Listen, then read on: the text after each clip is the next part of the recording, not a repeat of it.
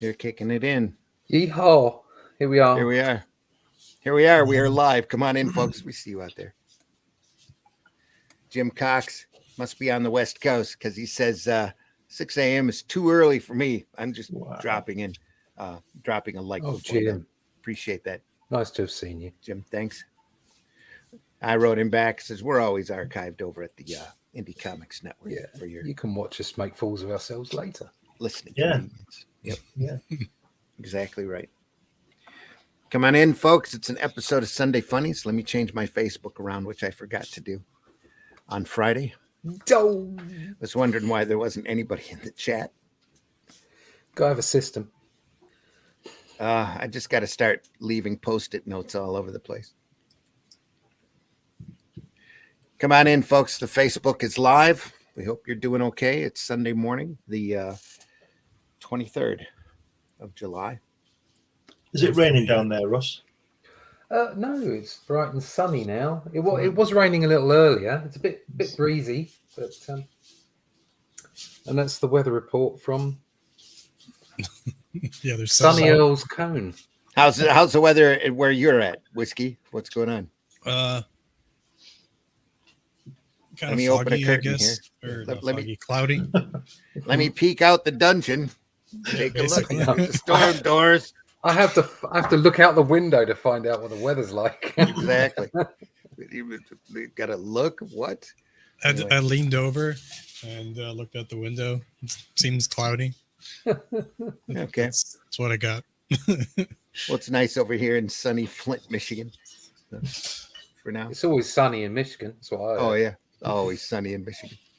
We're a big enough state. Sun's shining somewhere. Michigan. Here we go.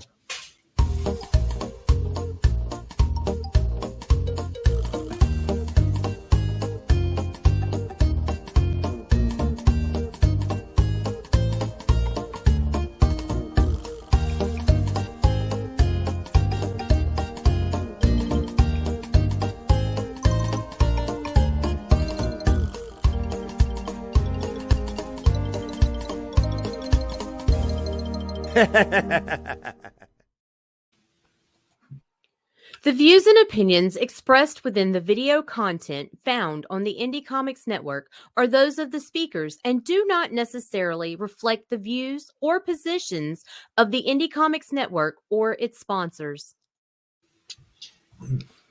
Thought we'd run that. Just, just in case.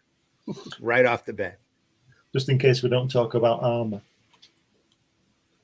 Or chickens. I'm ready. I got my wings are like a shield of steel. Got my chicken. I'm not afraid to use it. Don't choke it. Anyway. Come on in, folks. Sunday Funnies. I'm your host. Everybody else is here. You're welcome to join the conversation. Chat's live. Thank you. We were going to talk about armor today because Russ and Whiskey suggested it on Friday. So if we're not going to talk about armor, let's talk about chickens. The way we flipped that over to blame us. Do you see that, Whiskey? I did. I was going to say, and here we have Russ. Here we have Russ and Whiskey. Let's go. Yeah, slick. Wasn't it? I have all my armor reference sitting right here on my table. Oh yeah. Okay. None. Let's go. So like. Jesus. All right, sod it. Let's talk about chickens. Let's talk about chickens. All right, give me a second to work it up here. Come on, Whiskey. You must have some armor to show us. Somewhere. Prepared. I'm just exhausted, man. Like I was up all night. I did not sleep. It's like, yeah, let's do this. I'm like, oh God. Oh God, why? All right, I need to get something. One sec. Meanwhile, what are you working on, Russ? Yeah, exactly. I'm working on the Shadow Kingdom. Well, then let's see it. Oh, it's all just sketchy sketches at the moment. That's what we want to see. Okay. Let me do That's something. the best part. We can see what you're doing, see where you're coming from. It's all very loose. Very loose.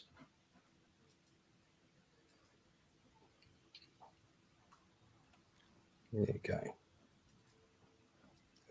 Super That's not. That's a killer. chicken. Find Yes. yourself in danger when you're threatened by a stranger. When it looks like you will take a licking, there is someone waiting who will hurry up and rescue you. Just call for Super Chicken. Fred, if you're afraid, don't you overlook it. Besides, you knew the job was dangerous when you took it. He will drink his super sauce and throw the bad guys for a loss, and he will bring them in alive and kicking. There is one thing you should learn when there is no one else to turn to. Call for Super Chicken. Call for Super Chicken. Calling for Super Chicken this morning. Are we going to get struck for that? That's great.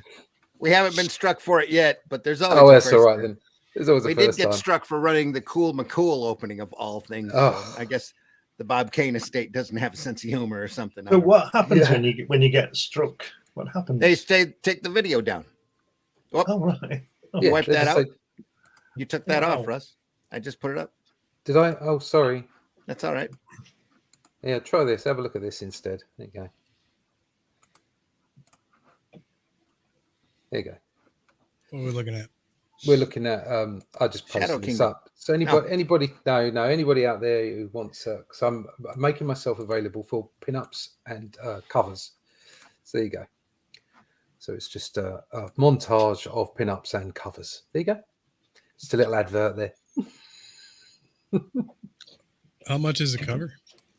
130. Negotiable. It is negotiable. Negotiable. It is negotiable, but I've put up as a starting whatever 130 plus postage and packaging, because obviously you got to get the original artwork to you. I need some covers. I might hit you up on that. Okie dokie. That's a good one. So I guess since we're talking about armor, we'll do some. Like, finally got this stuff ready to go. Okay, here we go. Oh, I failed. Right. Kirby. The original. Oh, he's gone. What? There he is. How's he Yeah. going? Can't Sorry. talk about armor without Meant to going enlarge into you. this. There we are. Boom.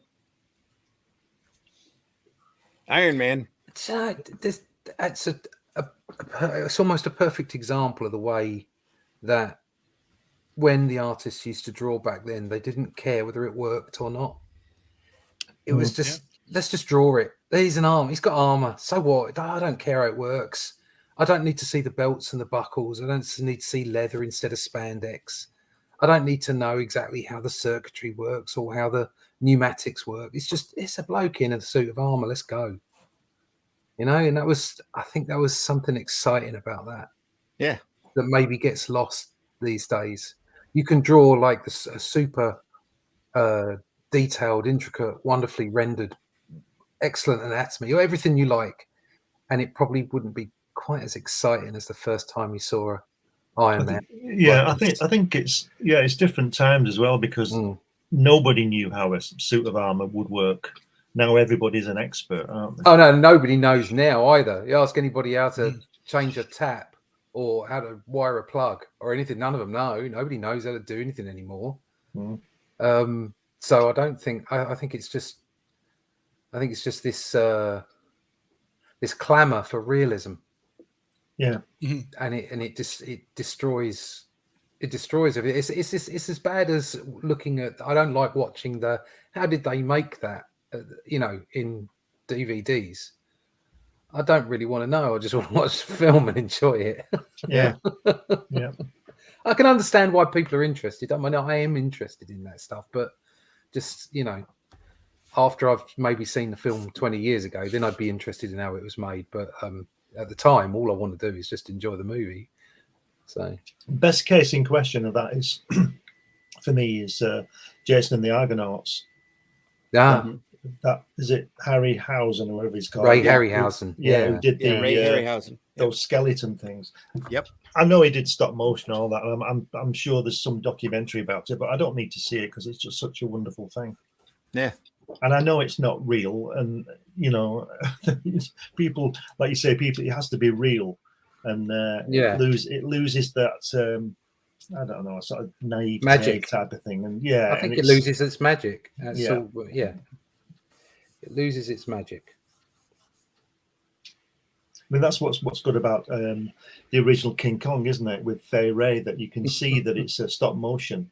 And when Spielberg was making Jurassic Park, before he started shooting it, he or one of his team realized that the reason King Kong, that original one from 1933, doesn't work so well, or it looks clumsy, is because it's never blurred. And when things are moving, they're blurred. And if you watch Jurassic Park, when those at the beginning, when they get there and those little animals run towards them because that big one's coming, they're all blurred, and it looks real. Yeah, that's probably why they put it into video games as well. Yeah, yeah. But there's like you say, a magic about that Ray Harryhausen stuff, and especially on Jason, it's a fantastic thing. Even the Harpies when they're trying to get Doctor Who, aren't they? Troughton, aren't they? Here we go. I'm going to knock the sound out of that just in case. Yeah. But he's spreading the dragon's teeth around. Fantastic, isn't it? I love this scene. This is just amazing. It's great. And it probably took him forever to do. This, let me tell you, this film when it came out, it was released over in '64 when I was 9, and it was the first film I went to see without my parents. I went to my friend Paul Cook's birthday party, and his mum gave us all a shilling, 5p, and sent us off to the pictures, and this was on. So there's 10, 9, 8, 9-year-olds sitting in the cinema watching this. This was the first film I ever saw without my parents. It's so Allison, hope you're well. Hey, Allison. What do you say? That. I was just saying it's so classic. Yeah. Look at that. It's great. Look at the way they stand. It had a huge effect on me when I was a kid. I saw it on television. My jaw was on the floor. Just loved this movie. Somebody, I saw some some redos of these scenes where they made them 4K. Right. And it just, I didn't like work. it. No. I didn't like it. I mean, it was very clever. Not the same. It was very clever, but I didn't like it. I just love the way they stand into attention. Yeah. With their shoulders Harryhausen back. is just a genius. Yeah. They're serious, aren't they? They're serious, these guys. Yeah. Look at them. Is this We Jason can the chop Argonaut? you up. Yes, it is. That's what I thought. Okay. And actually, listen, Alison. there is some armor in here, as you know. There is armor in this. Yeah. Oh yeah, Look at that. they have Beautifully their painted shields. Oh yeah, it's great. There's And a monkey technically crate they're right wearing- there in front. Look at that. Rawr. And they're wearing studded leathers, so that's armor. That guy in the That background's works. got that guy in the background's got a Mobius hat on, hasn't he? You know, with the big. I was going to It's say got- it's almost a toque. Yeah. They've all got lovely legs. Yeah, look at him. Look All at him the now. leathers on. Look at those legs. Yeah, Yeah, they go all the way down. Yeah, Yeah. they're great. And that hat reminds me of something. It was in Two Princes from 1991, wasn't it? I don't know. He looks like some guys up on the Peruvian mountains to me. Yeah. But he's going to get his panpipes out in a minute. Start. Yeah. Just reminds me of that flap over hat like Bob and Doug McKenzie used to wear. Rawr, here they come. Rawr. Rawr, Arr, arr, get them. rawr. Chink, chink, chink, Yeah. chink, rawr. Had our chink. own sound effect. Thump. Oh, there's a little. Did a little jump then. That was very good. Yeah. Look at him go. Fending them off. Cut his ankles. Yep. He's What got can the we high do? ground. Shoot him in the head. Aim for the head, baby Jesus. Right. Yeah, like, don't aim for his. There, he tripped him. Yeah. Right to the face. He's got the high No. ground. Not the face. Not the face. It's all I've got left. Arr. Good. Chop. Yes. That Oh, must look at have that. took That was. Just see the way he threw him over his shoulder there. Yeah. That was so cool. Yeah. Look at that. This- Whoa. Excellent. So good.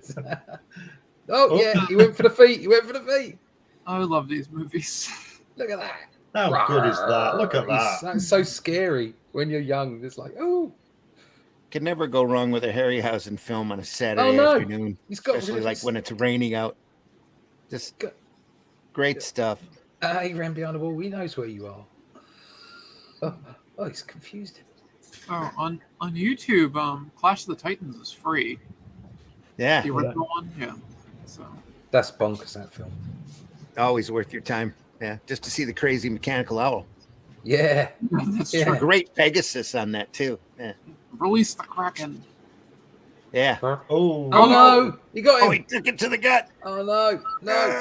look how they wait. Oh yeah, got him, man. Yeah, Soft. the armor didn't really work very much. No. Well, it's barely there. Yeah. Whoops. Oh, lost his head. there Oh. you go. I That think would it have been funny if funnier he'd to have. walked around for a bit. Yeah, that's what I was thinking. Stumbling around looking for the head, kicking it along the floor accidentally. Oh, he's punching him now. That was must have hurt. Cool. You think at that point you just start hitting with, well, he does. So there you go. Yeah. Bonk. Bonk. It's a new way of delivering a shield back. Oh, don't throw your shield away. I think it's Captain America. Yeah. Oh no! Oh, Oh, quarter. Oh, Oh, no! The end. Blood on There's the blood on it. blood on A little the. bit of red paint on that Oh, sword. Yeah. Gotcha. Rawr. HR is in the house. Thanks for listening. Old design forums, aesthetic designs of the past is very tasty. What a work. oh, Oh yeah, no! Flash. fantastic. Oh, they're all going to sing, can't they? Oh Well, man. they should float. Bone is light, but who's really keeping track? Everyone leans this. Oh, Great stuff. Those movies are great. Speaking about classic movies and armor, there you go. Oh, ah. look at that. It's the Henry V, Lawrence Olivier, Lawrence something or other. Olivier, sir.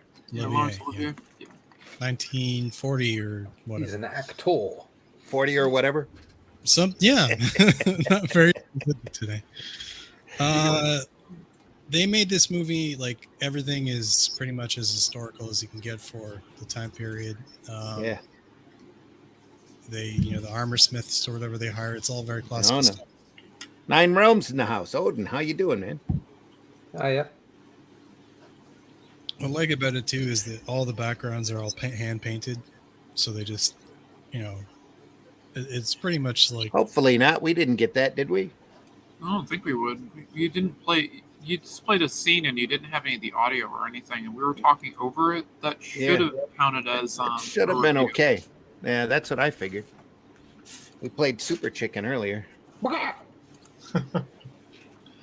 You're more likely to get a copyright strike for that.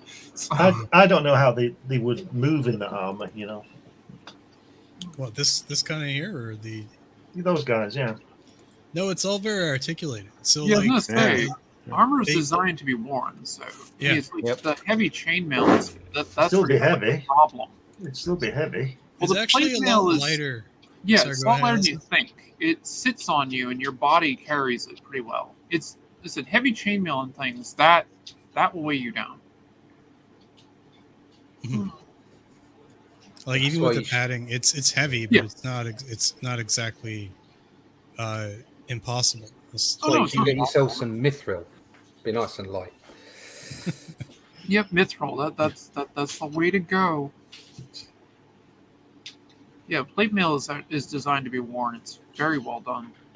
There's If actually if you have good armor. There's I've got actually a some joke more. in this movie where they have getting the knights on a horse, and they're using like a winch system to lift the knight up up onto the horse. Yeah. Mhm. And I think he falls over. It's been a while since I watched it, but I think he It's- falls over. It's some There more is some armor. historically correct stuff. This is the knights that say knee. So Yeah. yeah. That's got to be historically accurate. Oh, yeah. definitely. Of course, yeah. Of course. You got that big Come one in the back. back doing an impression of the Wendigo. Come back. Yeah. I'll bite your kneecaps.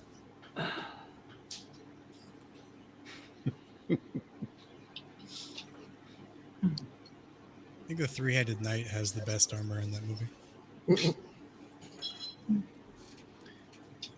I just like the bunny of death. Bunny If you- of death. That's me. If you want to see some really interesting sword fighting and armor Thank and all God. that, I don't if think you ever we have a ever left chance to go to 9 Penzek, Penza? Penzik.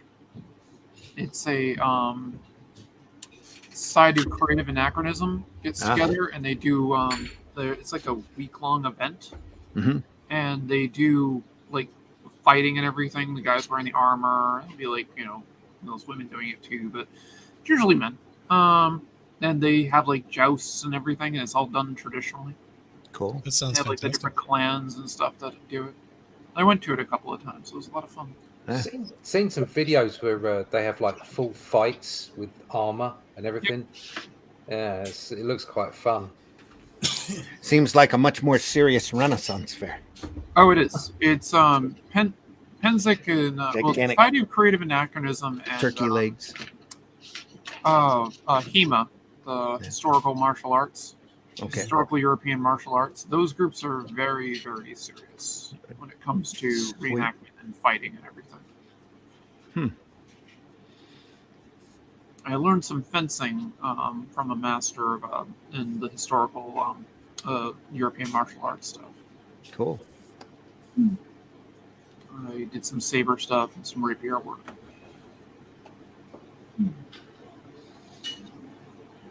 Combine that with my Kenjutsu training, I found that I like the rapier better.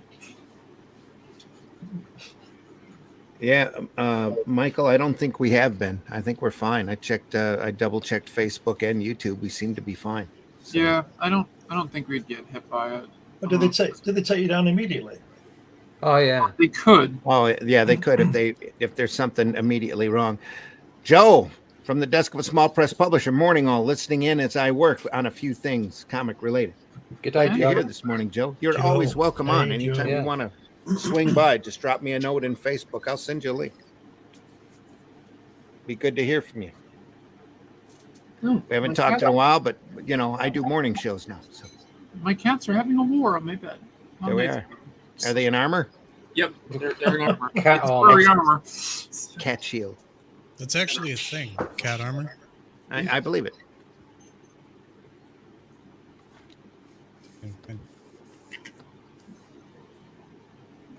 Since we got struck for about a minute while watching Jason. Well, it might be out of the original. We're back on YouTube and Facebook, so we seem to be okay.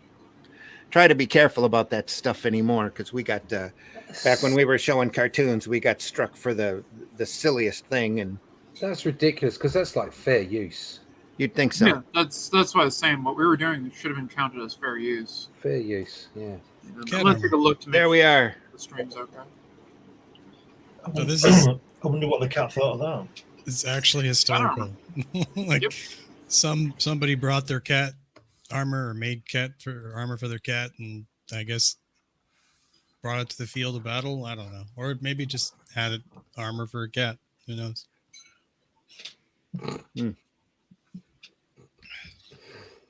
People. Shit, we do. There you are. Come on in, folks. Chat's open, so make sure you chime in. We're talking about armors or chickens today. What about chicken armor?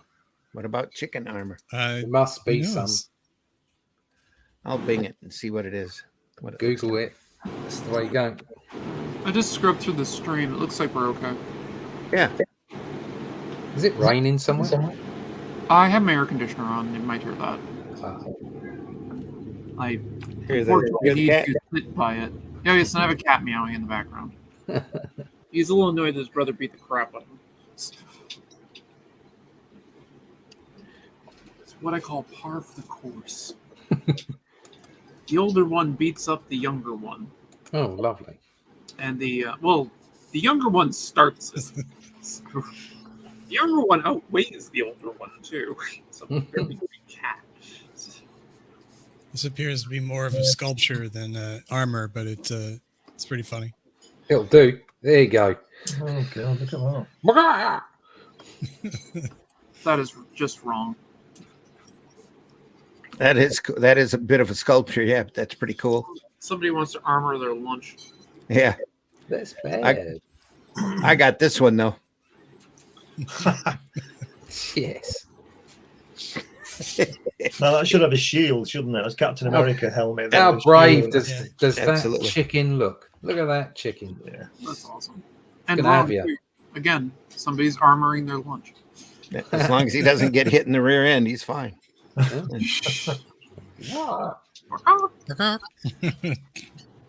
Always rushing forward into battle. Yeah.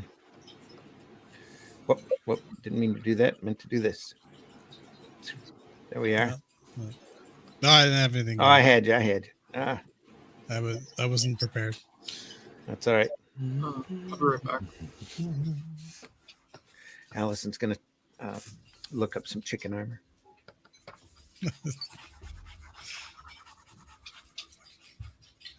Other than that, hey, what's up?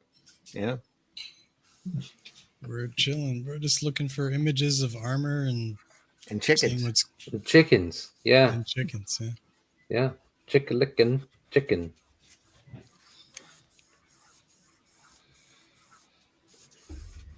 That pregnant pause brought to you by Sunday Funnies. Chicken. So Michael Odin comes in, tries to distress us and stress us all out by saying we've been struck by watching a few minutes of silent Jason and the Argonauts footage. So Bloody Michael Odin. if we've offended anybody, we apologize. They were just moving skeletons. If you're offended, get yourself a life.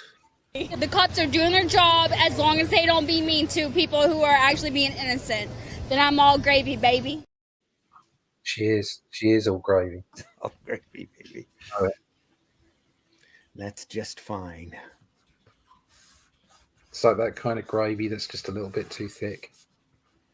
Yeah. What's the guy called who drew Asterix? Do you know?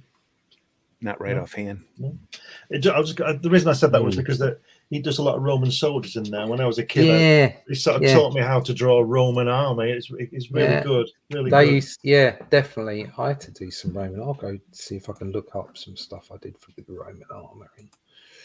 So you have actual drawings of work you've done for. Do I? No, Russ here. Yeah, I've got some. I think it's Hydra's Gate. Would it be the second one?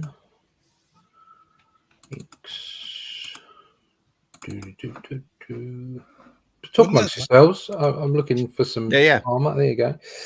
Wouldn't that I was looking for asterisk. Wouldn't that Lancelot book have a lot of armor in it? Lancelot Link? No, that Lancelot book. Lancelot book. What Lancelot book? Wasn't there a book, Lancelot? Maybe I'm getting it wrong. The name wrong. I don't know. Lancelot was a knight of the Round Table with King Arthur. Wasn't there a comic book or? Oh right. There was a Lancelot. Is it not Lancelot? Where did they? Not Avalon. What's that? Yeah, what's that book that Randy John Bolton did? Excalibur? What? No, the one that Bolland did. Camelot 3000. Camelot. That's it. Yeah. Camelot 3000. Yeah. Yeah, there's some gorgeous armor in that. Yep. Yeah. Phenomenal Boland work. It's a really pretty book. There you go. Recently, there was a controversy on with Heavy Metal Magazine or the company or whatever. They were insulting people because the armor that the new armor that they brought out, people were upset at it because it wasn't their classic, boobs everywhere. And so people were, making comments about it like the old stuff, and they were like being fairly aggressive in the other direction on Twitter. And there's a big controversy over that. Well, Heavy Metal is an example, I think, of a magazine that kind of lost its way. They made a market, they had a market, they did a market, and then they tried to go counter against the market, and the market revolted. That's why it's announced it's no longer going to be in business. I've never been one for like lots of boobs. Do you know what I mean? No. I've never been for that in comics. So as I'm concerned, if you want porn, go and find porn. Mm-hmm. Okay, I'm not that into it. However, that said, if people want to draw it, and there's a market for it. And occasionally, if you're asked to draw it and you're getting paid for it, then what the hell? What does it matter? It's like it really is not a big deal, you know. Like, because there's plenty of beefcake as well as girls. There's plenty of big guys with their chests out all over the place and stuff. So I don't see a problem with it, to be honest. But it's like a book like that. It was kind of built into it, you know. It was very European, and it had that kind of sexy nature to it. And if you take it out of it, it's like, what's the point? And an adult slant. And then on top of that, a lot of the people that seem to screech and scream about it, the amount of booby covers you see in Kickstarter, they're just everywhere. Yeah. You know, it doesn't entice me to buy a book, to be honest. It really doesn't. It turns me off. But it's popular. It's out there. So why are you screeching about it? Just let books be whatever they are. You know, the market will decide. That's true. And heavy metal, like even like the movies and stuff, the original, like the books, all of it, it wasn't bad. I mean, like it fit the medium. Exactly. Sure, there was boobs, but you know, whatever. Yeah, boobs are a thing. Well, the thing with Tarnia, whoops, sorry, didn't mean to enlarge myself there. The thing with Tarnia, the property in question is that it was in the movie. It wasn't really in the comics until after it was in the movie, and she'd only been seen in that outfit. Yeah. And you take her out of that outfit, to a lot of people, especially that demographic that they're aiming at, and it's not Tarnia, it's another character. So yeah, I think people get entirely too uptight about these things. Well, people are entirely too uptight about a lot of things. There you go. I've got some Roman armor now. As the woman on the panel, I will say I could care less. Oh, there you go. Slack from the horse's mouth, as it were. And I will also say, having to live with them on my chest, pretty much since I was like 12. If you want to look at them, fine. They're really not that comfortable all the time. Yeah. My wife says, "What's the big deal?" It's just like, they're just things. One sec. Well, they're actually proof that men can think about two things at the same time. Exactly. Oh, I'm not really sure on that one. I mean, it's literally looking at the twins, so I'm not sure if that counts. Keep them as one entity. Well, How dare you?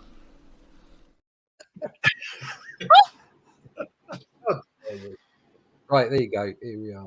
So look, I did do some reference hunting for these guys. Where the hell would I put this stuff? that's not armor. That's Doctor Who. Yes. speaking of Doctor Who, can I ask you a question, Russ? Have you done can the new ask. one? Have you done the new one? What new one? The new Doctor Who guy. Oh no, he's not being drawn yet. Right. I've got some more as well. Hold on, the next issue has got more in there. Was that the horse companion? No, different one. Oh, different horse. Okay. Different horse. Different horse. Have I got any here? Sorry, I'm just having a quick flick through whether there's some more there. And it was the last part, I think. Inks, there you go. I'll put that in. Share, present, share screen. Do. There it is. There you go. Okay. So there's a bit more armor there. There we are. The Centurion there, and then alien. Look, there's some alien armor there. Yeah, there's aliens going on. This is Doctor Who. You get aliens and time travel and all kinds of stuff going on. Oh, look, there's a Hydra there. There you go. Where's the? This has already been out. I take it, right? Oh yeah, it's been out ages ago. That was it. That was the end of it. So no more armor. It looks great. I mean, there was a few bits. That first page was where all the armor was, and in the previous issue when all the Roman soldiers were hanging about. So there you go. But no, that's not the flying horse. Yeah. So had a flying horse for about 5 issues. Was that a flying horse? Okay. Just hanging around. Yeah, it was. Well, yeah, it just made you wonder who cleared up inside the TARDIS. What's that all about? Yeah, there you are. Oh yeah, that's a pain. At a special stall, a room, right by the swimming pool, probably. Yeah, that's Right off the swimming yeah. pool for him. That is Dakon Blackblade. He's from Ooh. Magic the Gathering. There you are. Ooh. It's That's some armor. ostentatious. Like the Nemesis type helmet on Mhm. him. Looks like Nemesis, Yeah. the warlock. Yeah, kind of does. Looks like he needs a new sword. It's a little chipped. We did. Oh, He must have been all the fighting better some for interesting skeletons. eviscerations. Yeah. Let's see. It shows he's used it a lot, doesn't it? Yeah. Uh, It's on the Yes, other yeah. end, though. Yeah. let's check here. It's not on the cutting side. So I'm gonna get the original art. Well, I think it's been changed, but I'm gonna get the extended art that they did. So this is the original piece by the artist Richard Kane Ferguson. there we are. Oh, okay. All right. It's a What bit deck like, was this in? It was part of the Legends expansion set, so it's like Okay. the That's third too. one. That's too muddy for me. Yeah. You can't really. There's not really a lot going on, is there? Or at least you can't see it. There's a bit of style to it. Yeah. I mean, the card's about this big. So Yeah. Yeah, a bit unfair. Part I of just the like, course I to like his Magic art. together. So. He's done a lot of stuff in RPG things and stuff where you can get more going on. And I have to say he was lucky they left that shield detail in the bottom part of the shield there, because normally you'd have just stuck that banner no, right in front of it. Oh, Knock the that top This of shield it. out of Yeah. This is extended art. This isn't the original art. Oh, okay. The original one you don't see. There's a lot of it you don't see. Yeah. Let me a sec here. I'll get the original one.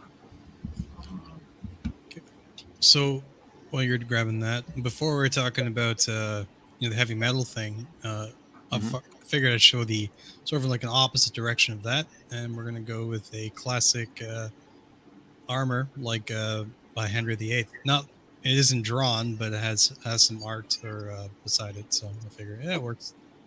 There we go. Woohoo.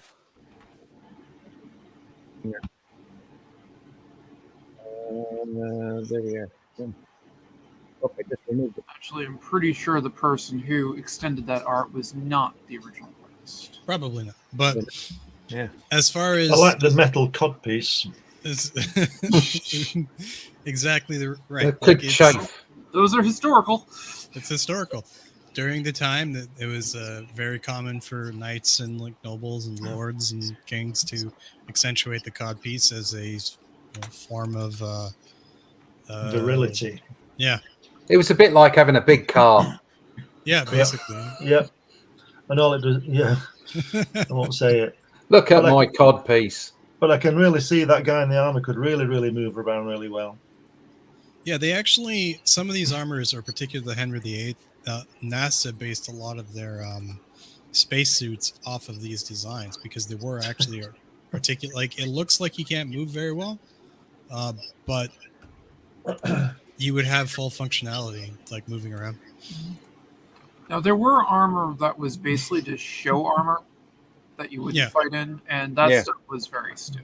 But it wasn't designed to move in; it was a showpiece armor. That looks more like it's designed on a Chinese kind of armor than anything. It does. Yeah. It's very clanky.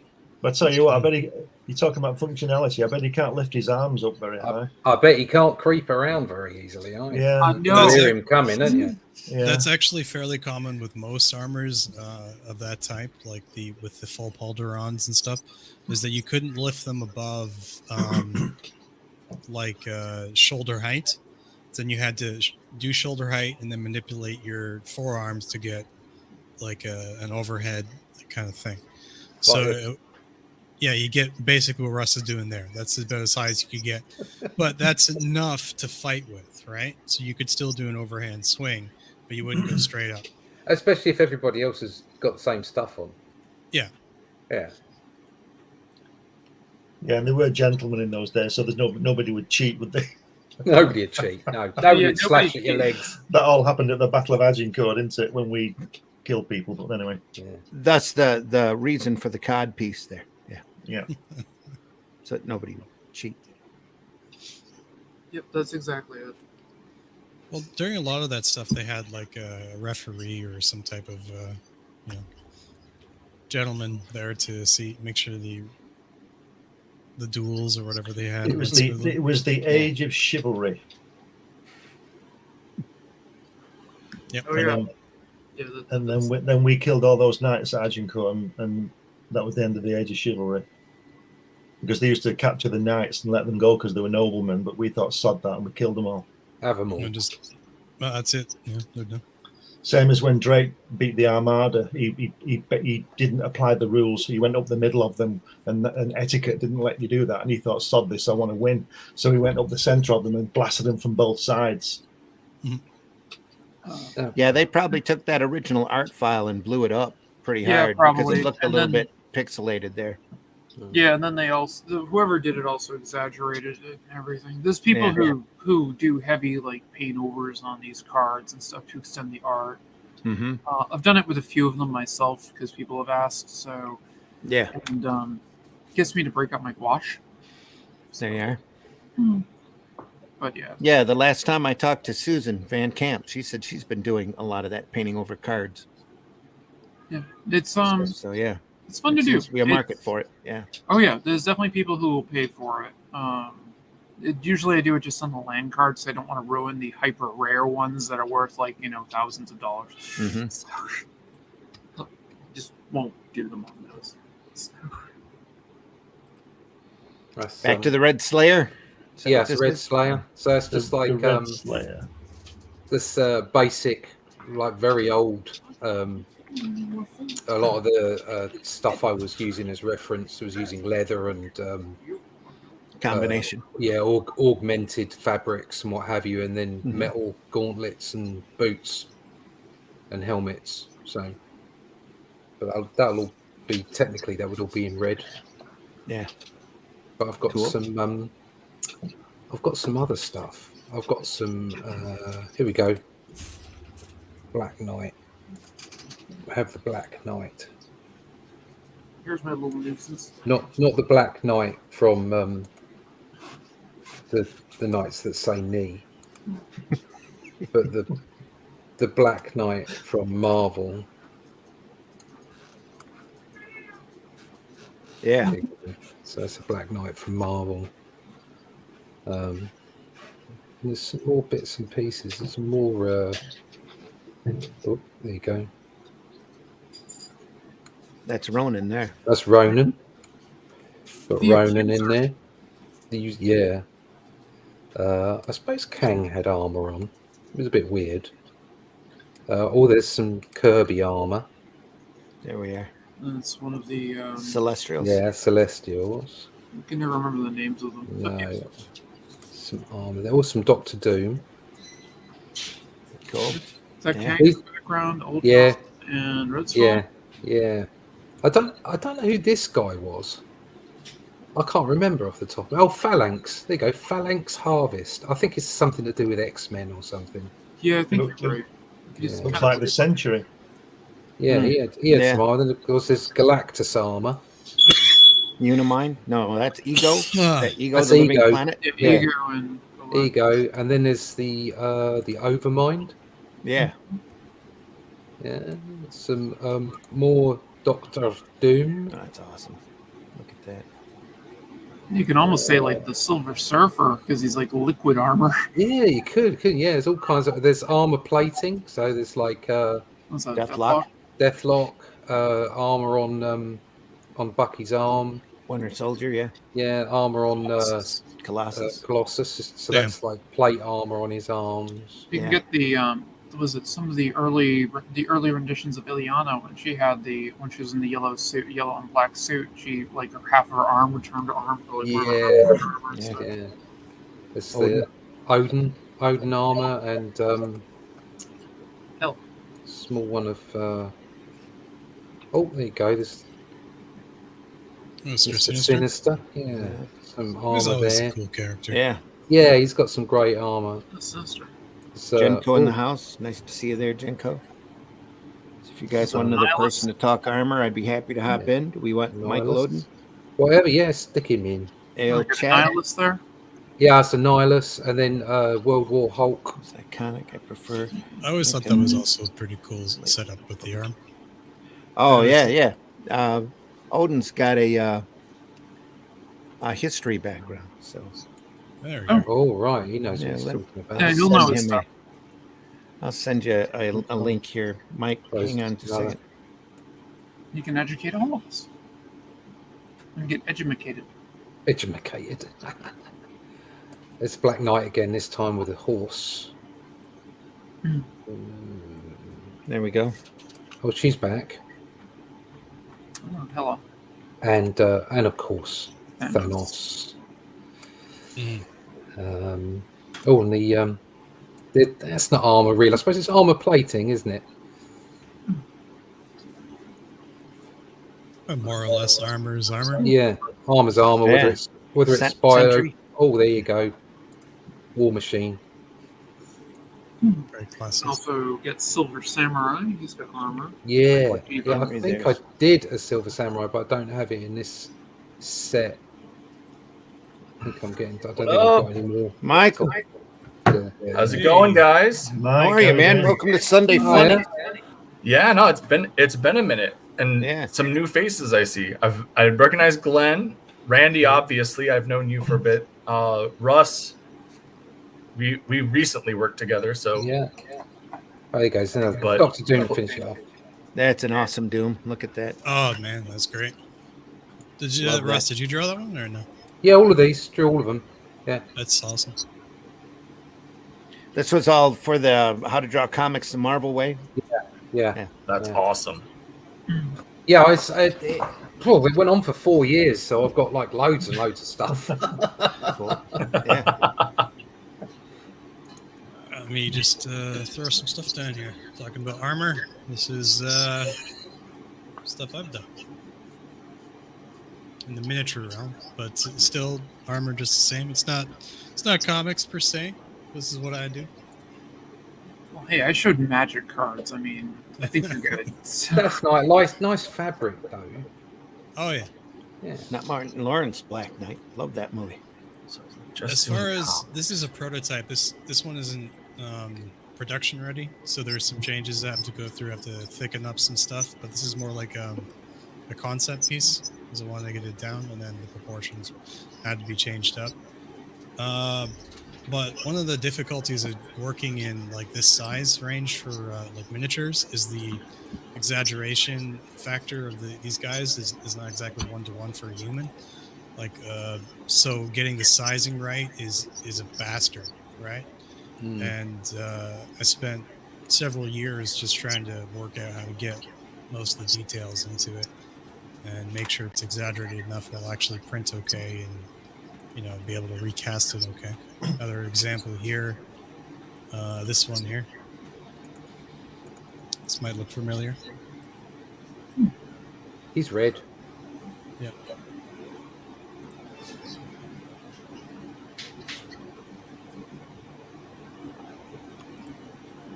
I like that. It's a nice stocky horse. Mm-hmm. Yeah, good medieval destrier. It's good stuff. That horse is thick. Yeah. Yeah.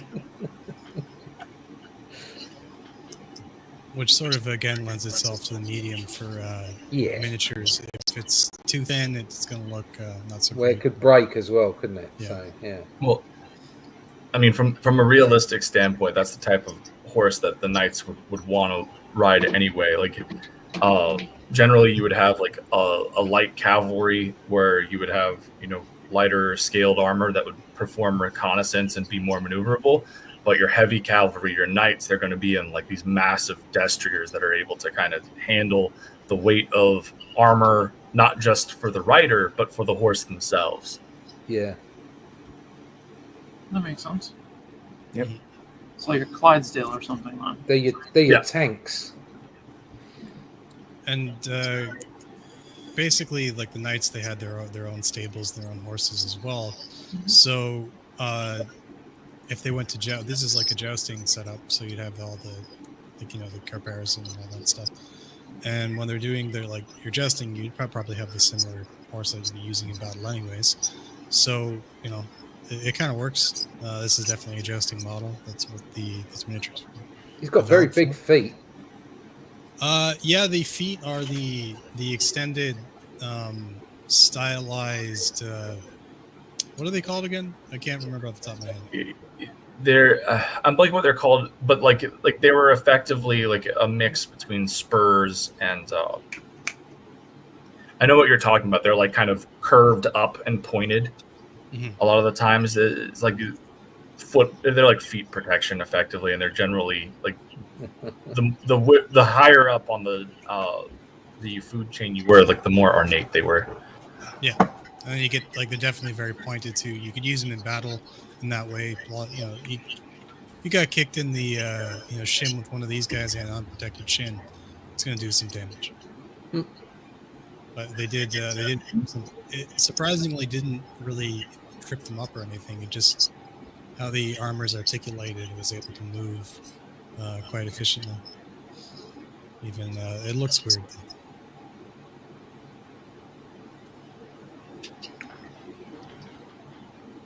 No, the Death Dealer himself. That's pretty classic. There we go. Is that Frazetta? Frazetta, yeah. I love that drawing. I love that. I should say. I love that flame. Beautiful work. Yeah. It's just a beautiful piece in general. Yeah. And the birds in the background as well. Mm-hmm. No, it's all very, very, very classical stuff. Not the sort of guy you want to meet. No. So this is something from I had to pause production on this, but this is something I was working on for a while. This is from a historiographic retelling of the Trojan War called Promachoi. So like all of this is like Bronze Age panoply from prior to the Bronze Age collapse, and yeah. So lots of like heavier plate armor with cloth and everything for mobility. It's fantastic. Yeah, that was incredible. That Death Dealer is the default image in my head whenever I approach a pinup. Yeah. But whenever I approach a stop sign. I approach a stop sign. That just leads into my one of my favorite covers in the last 10 or 12 years or so. It's for a heavy metal magazine called Softwood. Oh, God. I just love that. So cool. That's great, isn't it? Kitty. Softwood. It's a great magazine. Yeah, it's kind of the opposite of heavy metal. Yeah. It's got goofy articles in it. It's really funny. That logo is brilliant. Yeah. Yeah. Says a lot. Anyway. Too bad they never went on and did more of that. So they should have. It was a good magazine. So speaking of heavy metal, I know that you guys were talking about like the controversy of like the armor for the lead. For Tarnia? Yeah, we were just covering. But here is some pretty cool armor from antiquity for the Scythian warrior women. Yeah. So these warriors were actually more than likely the inspiration for the Greek Amazons, but they were steppe peoples from the region just like north of Persia and Eurasia. I was going to say, I get a lot of Chinese vibe from that again. Yeah, they were nomadic people, so they'd be going back and forth between Asia Minor and through the interior and into China, and so like these tribes are actually known to have warrior women, and one of the most notable figures from one of these tribes is a warrior queen named Tamiris or Timoris, who is, according to Herodotus, the person that killed Cyrus the Great. So badass stuff there. It's also the guy where we get the word history from. Yeah. Yeah. Sweet. Wow. Folks, chat's open.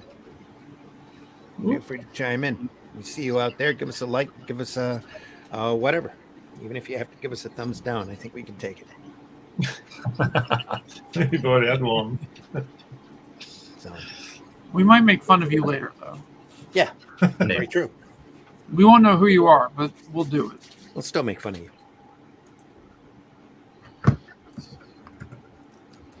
All right, time for another chicken cartoon. No, just kidding. Yes. More chicken. More chicken. Never have too much chicken. There ain't nobody here but us chickens. I have a chicken. I'm not afraid to use it. Nobody here but us galliforms. Exactly. All right, if we're not going to speak up, I'm going to run an ad. Do it. Here we go. I'm looking for art to showcase. Let's do this.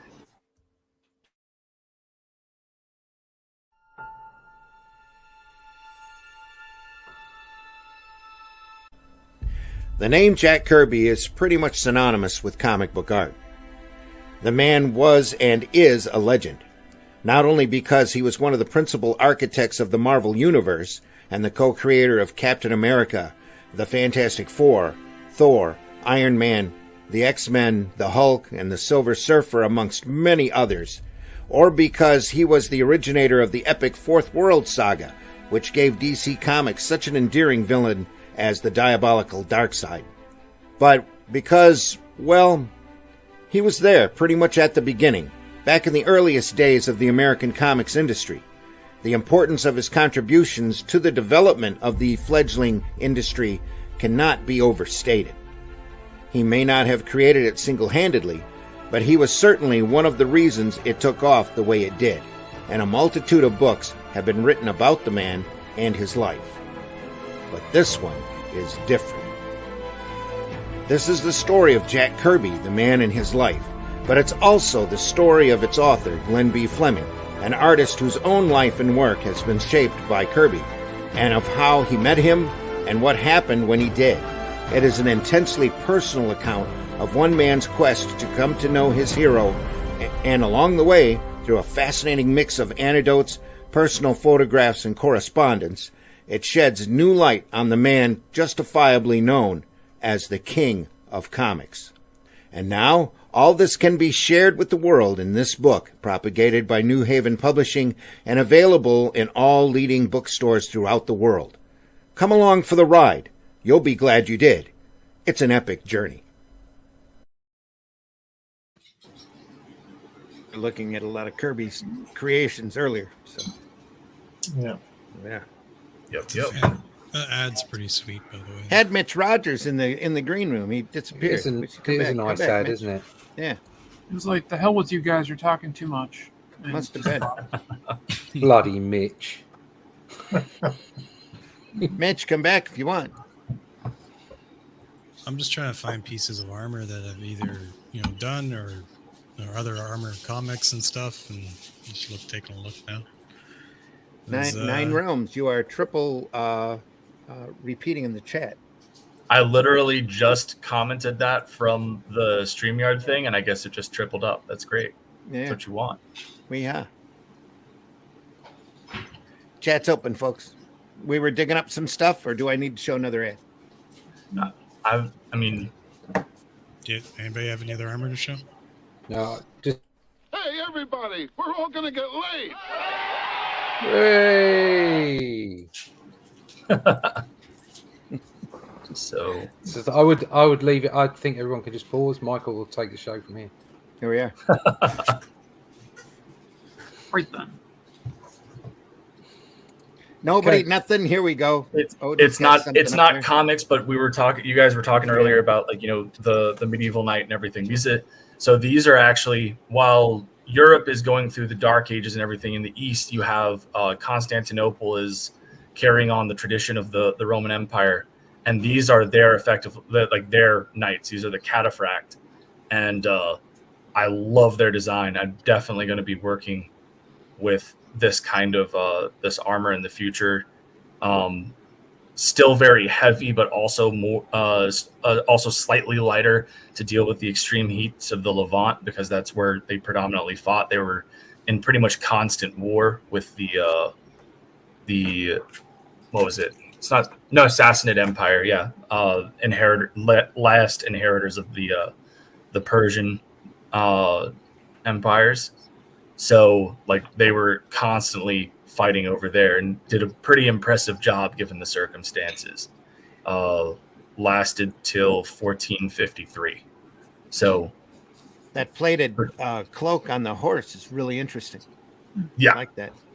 So like obviously, you know, in the East you have a very strong reliance on archers and everything like that, and it's easy to shoot a horse out of a rider.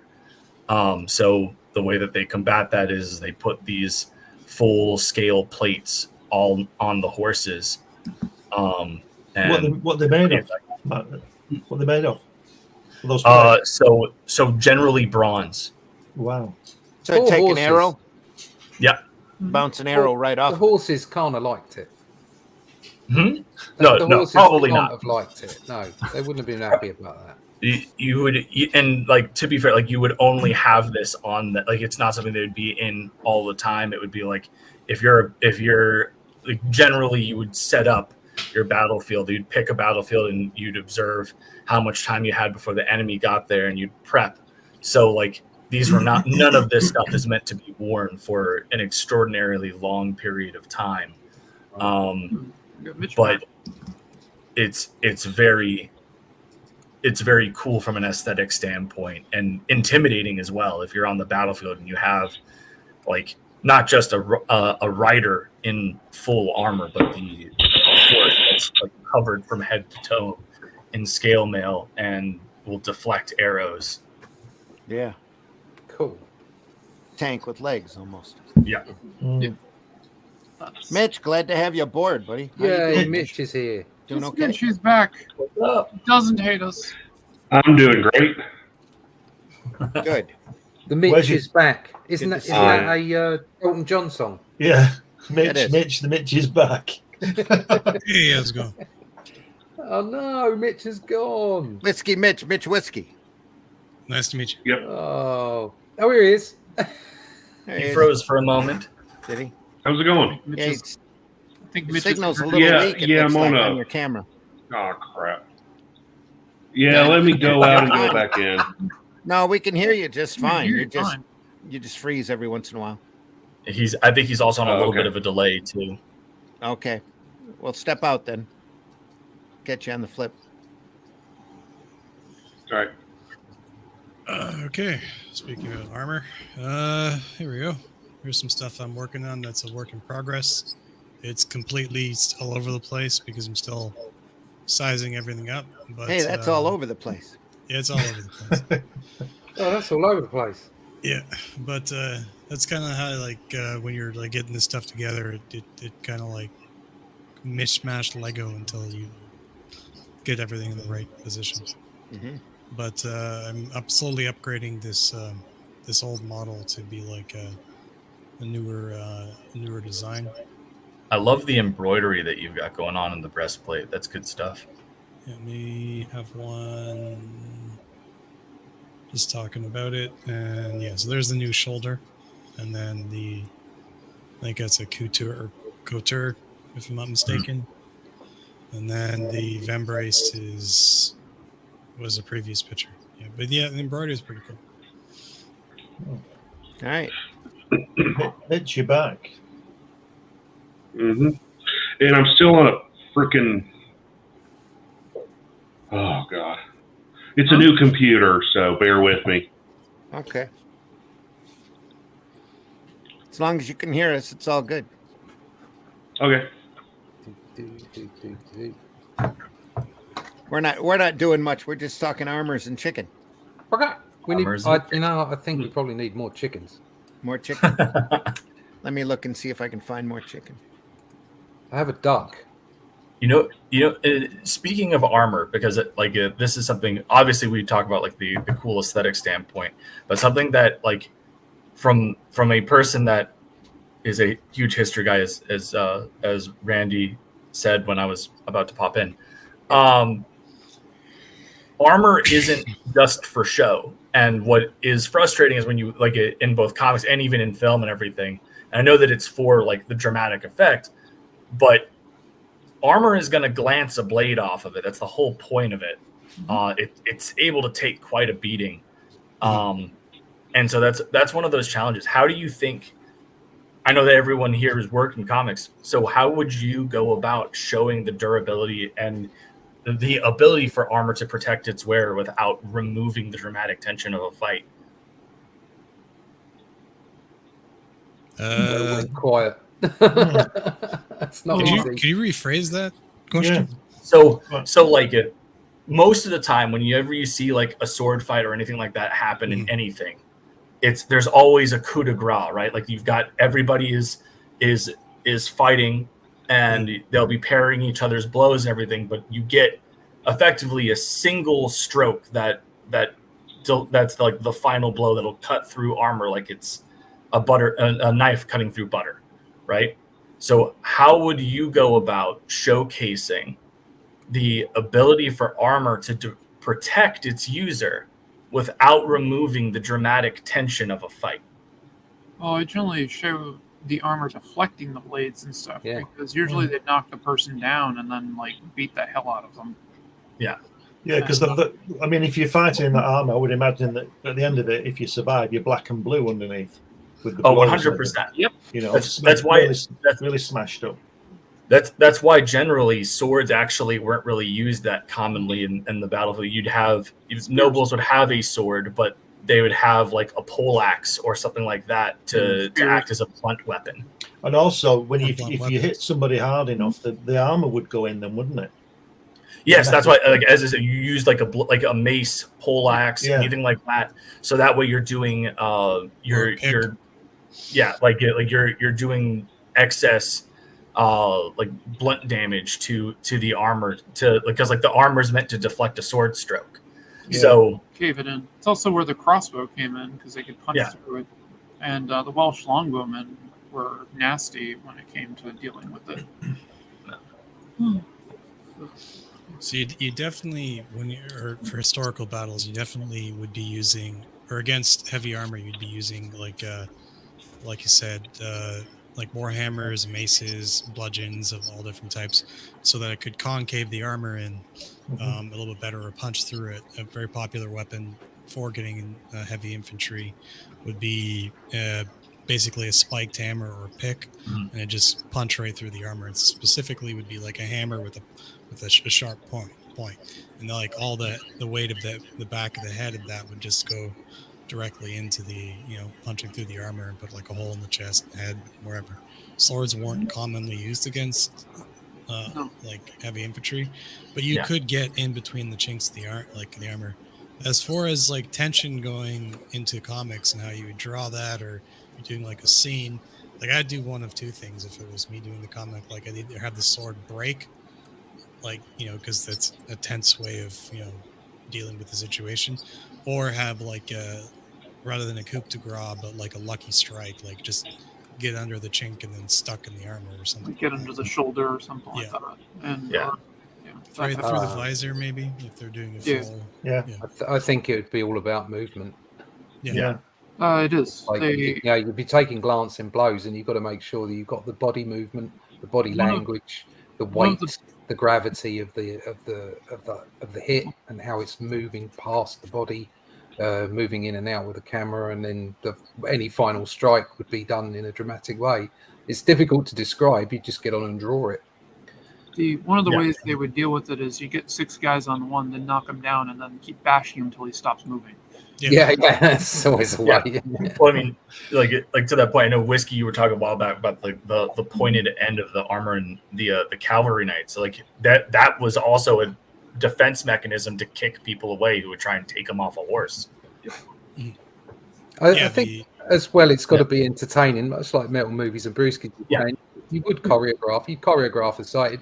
it's you want to get across the fact that these, your protagonists or whatever are fighting in big armor and it's glancing blows until the kill, until it becomes a point where something can happen decisively. And until that point, you choreograph it correctly and make sure it's entertaining.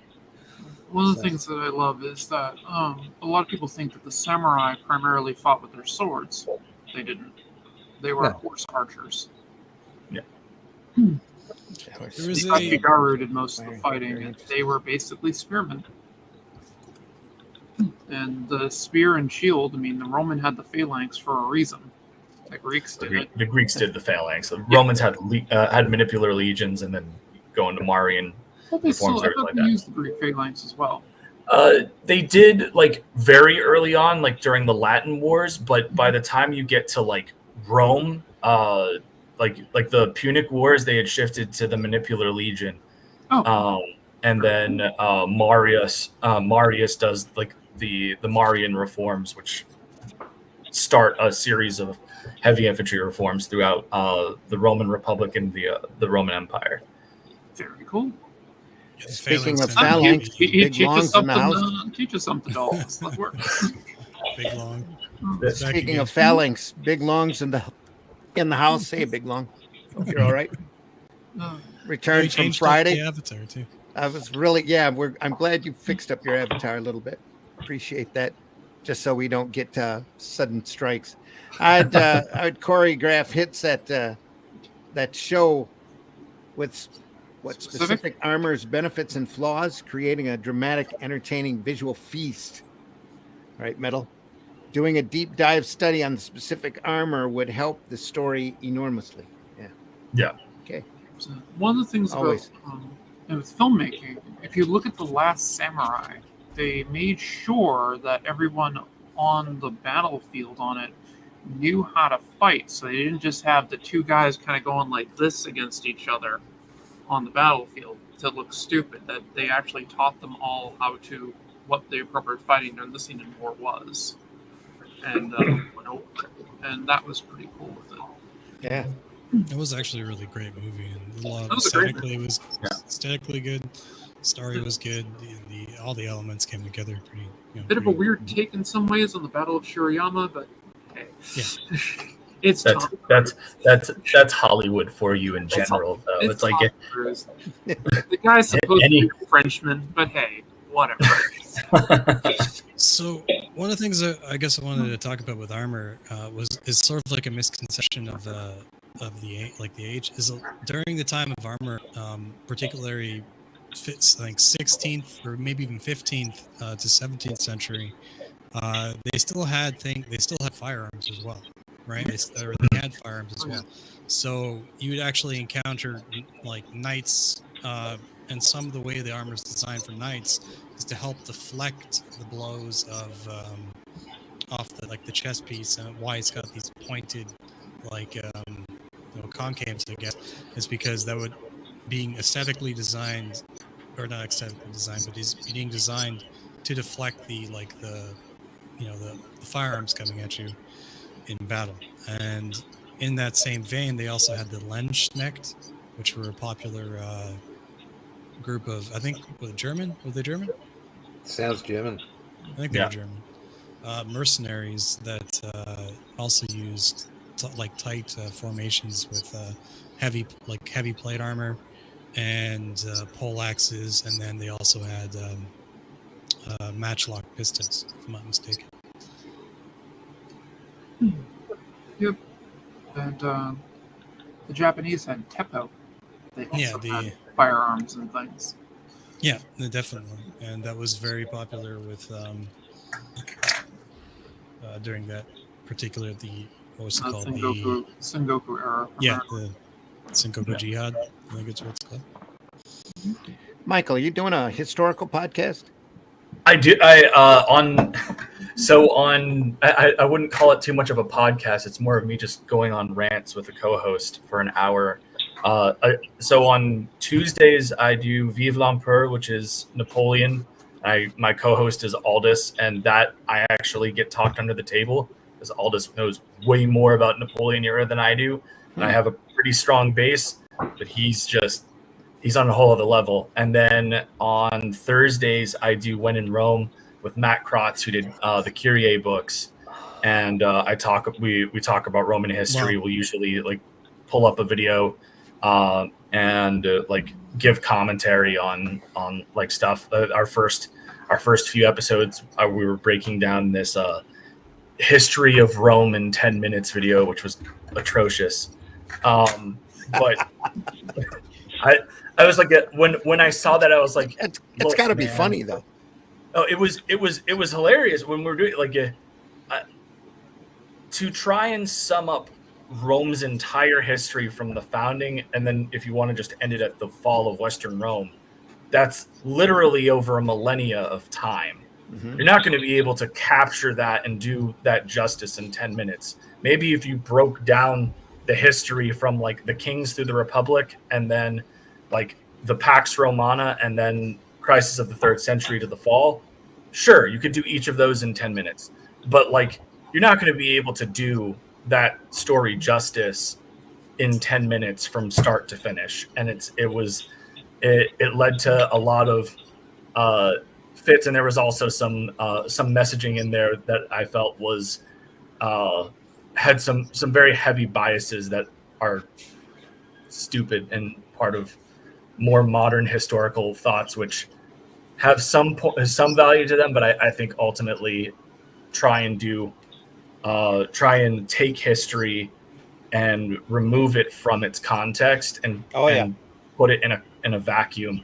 Yeah. And that is like when you're going through it and you're learning about like historiography and how to write a historical paper, like the number one rule is no event, place, or person takes place in a vacuum. Do not remove it from the context of the period during which they existed.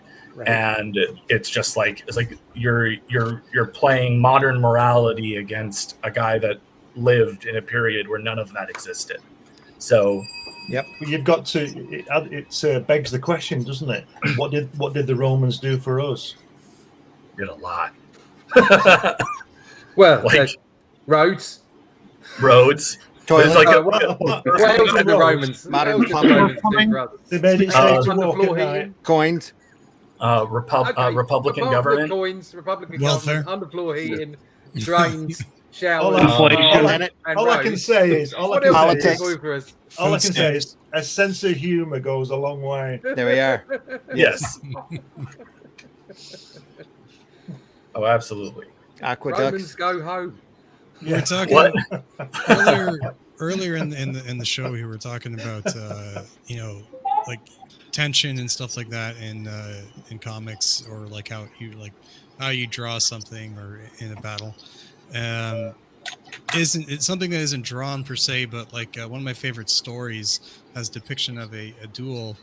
I believe it's called George and the Dragon, a classic story where this historian gets transported back in time in this fantasy novel, and he's he's a modern historian and professor, and I think he's teaching at Yale or something like that, so he's like a very well learned individual, but he's stuck in this sort of semi fantasy, semi realistic history where he's stuck as a dragon. Eventually he gets cured of his being stuck as a dragon and starts learning wizardry or something like that, and becoming a knight in this universe, in this fictional universe. But he eventually has to fight this other knight in this universe, and when he does that, they're having this battle, and the other knight isn't like just trying to knock him down per se, so much as, well, he does that as well, but he's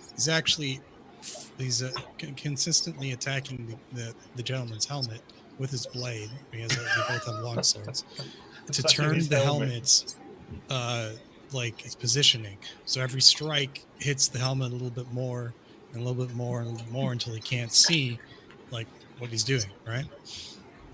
So another way to add tension to something. So it isn't just about just knocking the guy down, but there is a real art in the using what you're wearing and stuff against your enemy, and they would have researched that stuff from historical. The oldest stories in history all deal with a dragon. Sorry, what? I don't movies and recall if there's roosters. a dragon in Epic of Gilgamesh, but I was gonna say, I there don't- definitely. Yeah, I was gonna say I don't think there's one in the Epic of Gilgamesh. Love how the St. George trying to story think. originated in the Middle East. All those stories originated in the Middle East. Everything's Sumerian. a What are you good talking about? deal. There is no originality. It's all Sumerian.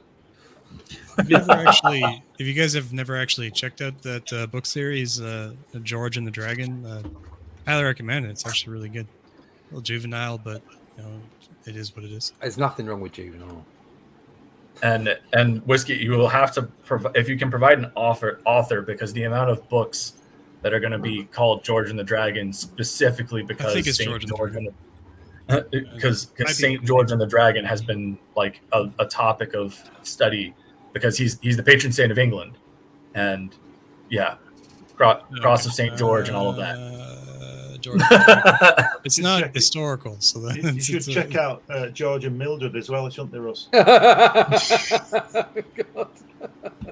I believe it's by. Oh, Hang on, dear. it might be Like you said, sense of humor. Chris Warmel. Warmel. All right, cool. I like Add that to the list. is it Bernard Cornwell's work. I enjoy a lot. Bernard Cornwell is phenomenal. Huge Cornwell fan here. Love his stuff so much. His take on King Arthur is probably my favorite retelling of Arthurian myth.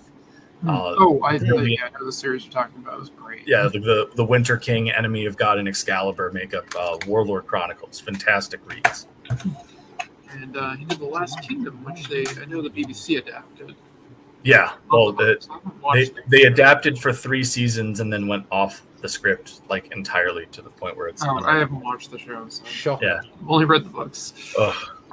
The first 3 seasons take some creative liberties, but it's still pretty much the story of the first books, and they get through Death of Kings, and then everything after that they just kind of threw Cornwell script, and they're about to adapt the Warlord Chronicles as well, and they dropped the trailer for Winter King, and it's like, you guys clearly read a Wikipedia article, got through the first paragraph, and that's what your show is. It's nothing like. It's like Game of Thrones. Yeah. Yeah, basically. That was a surprise to you because. No, it doesn't surprise me. It's just it hurts. Like there are some of my favorite books. Enemy of God is probably one of my favorite books I've ever read. That is an amazing incredible. book. That is an amazing book. Which series is this you were talking about? The Warlord Chronicles, and then they're adapting it into MGM Plus is doing it with Bad Wolf Productions. Oh boy, so that says it all right there. Yeah, I know. And it's they're calling the series The Winter King. Okay. So Bad Wolf Productions, is that a Doctor Who reference? Yeah, and it's produced by the people who made a lot. I was thinking of Bad Robot. I'm sorry, Bad Wolf is Bad Wolf is it's Russell T Davis. Yeah, Russell T Davis. Yeah, it's Bad Wolf. And he now is running Bad Doctor Robot. Who. J.J. Abrams doesn't hide the fact he basically makes schlock movies. So. I still haven't forgiven him for the ending of Lost. But anyway, it's a whole nother I story. still haven't forgiven him for Star Wars. Yeah, he screwed up Lost first, so we all knew that was Neverland. He messed it up. But anyway. It's going in a great direction there. First season was phenomenal, and then at the end, just okay. Watch as we fall flat on the beach. What is that? Somebody being murdered. Yeah, could have been. Not my someone die? You can hear. Was that Mitch's dog? Mitch, you all right? No, yeah. I don't know what that is. It's not over here. Oh, right, okay. Must be whiskey. It's one of the best. Metal Movies and Brewskis asked me if I have gotten to the Visigoths yet. I haven't. So if that's a period of interest, I'll definitely brush up. I actually just finished a biography on Belisarius and Antonina, so I might be doing an episode on the Gothic campaign in Italy, which would be a good time. Antonina used to sell syrup. Cool. Yes, yes, of course. That's exactly what I'm talking about. Exactly. Okay, so armor. Sorry. Moving Just along. yeah. Armor, indeed. Speaking about art, not comics related specifically, but original Star Wars concept art. Darth Vader's original armor design. Darth Vader, when he was a bounty hunter. By Macquarie. Yeah. Yep. And then we got same situation with They've the all got lightsabers. Everyone Yeah. gets a lightsaber. Oh, yeah. Everybody had sabers originally. Yep, they all did, and it was then the stormtrooper armor. There's like this kind of a bump on the back of them, this rounded bump. That's left over from the concept that they all had lightsabers. That was going to be their lightsabers. Oh, that's actually really cool. Brings back so many happy memories back when the first 3 movies came out, and how everybody was digging up any shred of information because they were so fanatical about these films. Just crazy. And now it's all dust. Now it's all dust. Yes. I just love Star Wars, but I will definitely admit the first 3 are the only ones I really rewatch. Yeah. And I don't mean the Same here. Why prequels. is that triple posting? Yeah, I'm pretty lightweight on that. I watch most shit. And I enjoyed the prequels. I was there in '77 with my dad and my brother, lined up in the rain to watch the film. So I remember it from the first time round. And So in other words, your knees hurt. Yeah, all the time. Yeah, I unfortunately didn't see it in '77. Yeah. The prequels were all right. They had their problems, but they were okay. But the latest rack of films are just god awful. So, I'd rather have another round of prequels than what we have now. God, yes, yeah. Well, I would loved it if they actually stayed with Lucas's outline for the sequel trilogy. Oh yeah. Well, that would have been nice. Yeah. But or even done Heir to the Empire by the Timothy Zahn novels. I have issues with that with that series. I like Thrawn. I like aspects of it, but I don't like the way it ended because I don't like the way they did in Thrawn. Because I'm like, the good guys really didn't get him. It didn't feel pulpy enough for me. Gotcha. Yeah. I know it. I understand exactly what you mean. But I mean, I enjoyed reading them when I read them in like the early '90s. So It'd help if I unmute myself. Yeah, you're still triple adding to the chat. So broke your heart. Yeah. On the actual chat, it doesn't show up like that. But when you if you're using the StreamYard widget inside of the chat, it'll just post that 3 times for whatever reason. yeah, it's supposed to every place that it streams to. Every place it streams to, yeah. Yeah, isn't that it's clever? only going to YouTube. Okay. Okay. Well, I apologize about that. Yes, That's right. Alric broke my heart. We're still up on Facebook, so it's all good. It's all good. That's the one that matters. Yeah. Yeah. Anyway. All right, you can see those, though. You can see my sketches now. We can see your sketches now? You can see my sketches now. I'll let you. There you go. Just thumbs. Yep, those are sketches. Just thumbs. Those look like when I thumbnail. Very, very loose. Yeah. Those pages, there's some of these sort of big splash pages with lots of crap going on in them. Lots of action, lots of fun. Oh God, they look fun, mate. Yeah. I've just done a loose plan of what I'm going to put on them, but they are good fun. There you go. So that first one, you're looking through the harsh.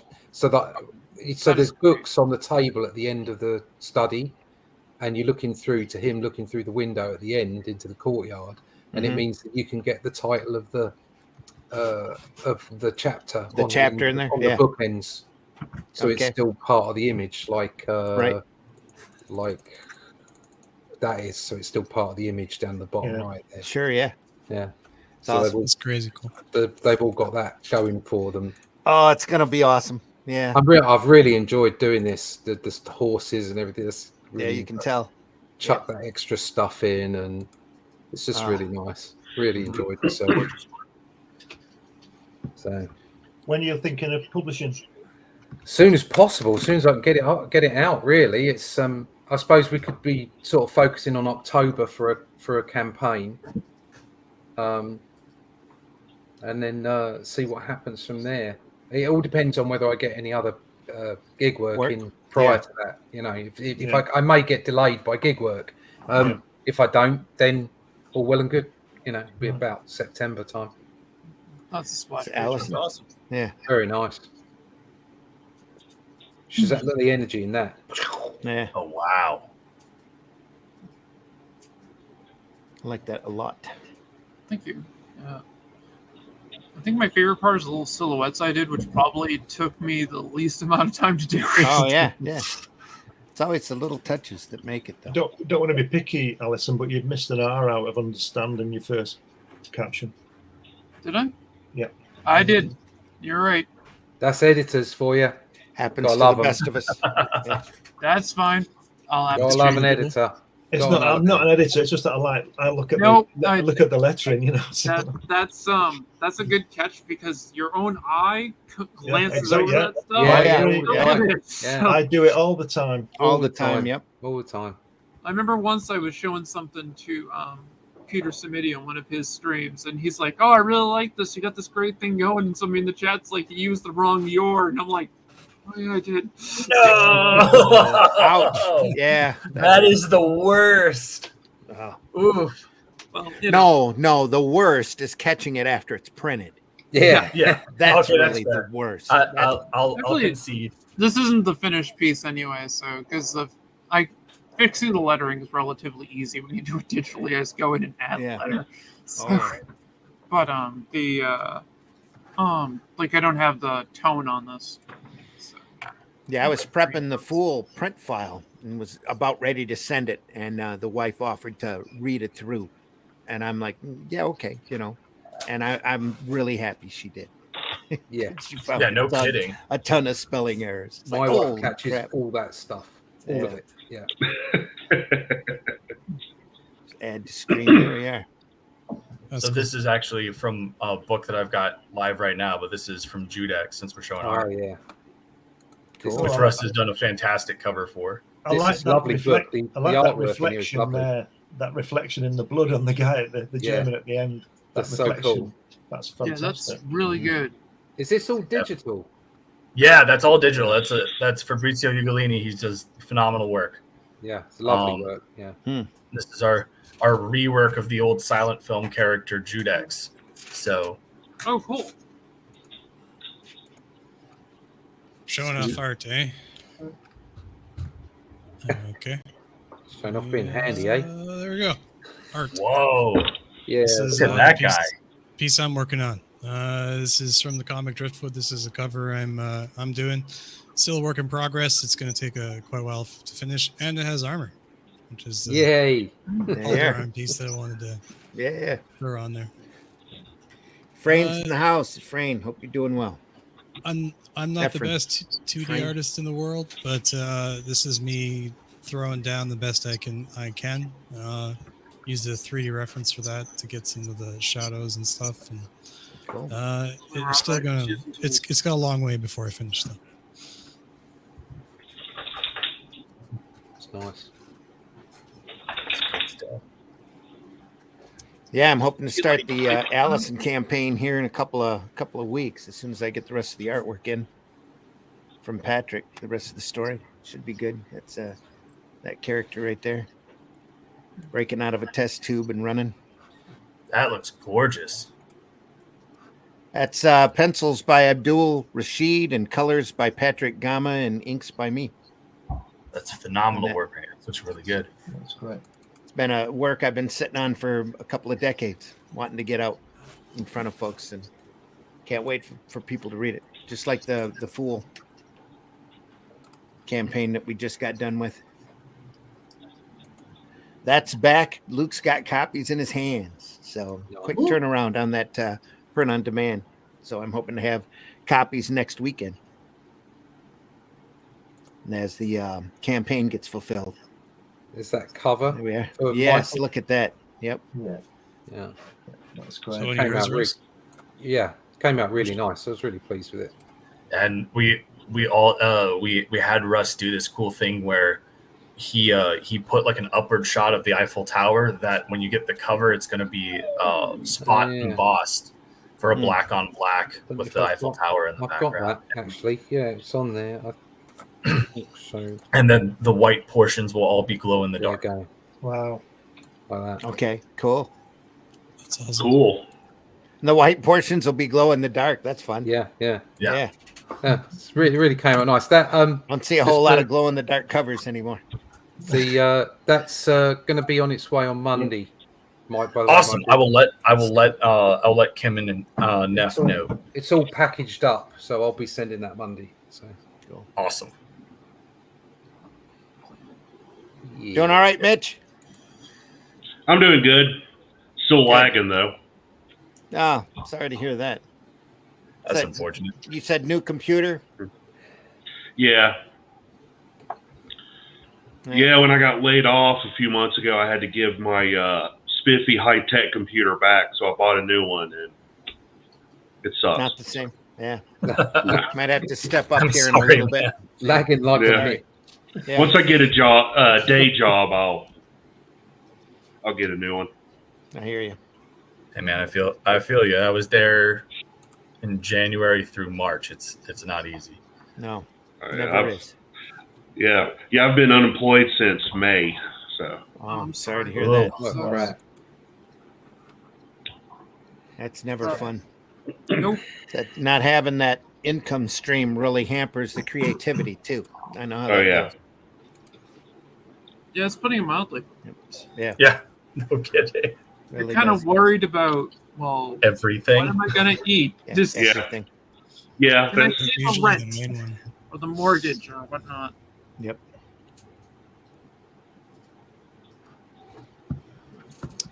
All right. Well, we can probably finish it off there. Mitch, do you have anything that you want to promote? nothing right now. Like we just said, being unemployed with no kind of hampers the creativity. I understand completely. Yep. Somebody out there hire Mitch. So yeah. You're looking for work around your area, where you're at. Yeah. It's just tough though, because the way the economy is, everyone wants someone with college degree, master's, 20 years experience. And To flip burgers. Yeah, 20 years experience for a job that didn't exist 10 years ago. Exactly. Yeah. Yeah. Yeah. All I can say is Indeed is your friend, man. Just constantly be on there. Like you will catch something eventually, but and not having a job and finding a new job is a full-time job, and it sucks. I figured that out. Yeah. There we are. That's some armor. That's awesome. Hey, That is was it Henshin armor or Sentai armor, where it's not really armor, but it looks kind of neat. Okay. Yeah, man. This looks great. Ah, Nice. Yeah, lovely stuff. yeah. Looks awesome. Oh, I love that. Look at that city. Man, the cityscapes are incredible. Mm-hmm. Thank you.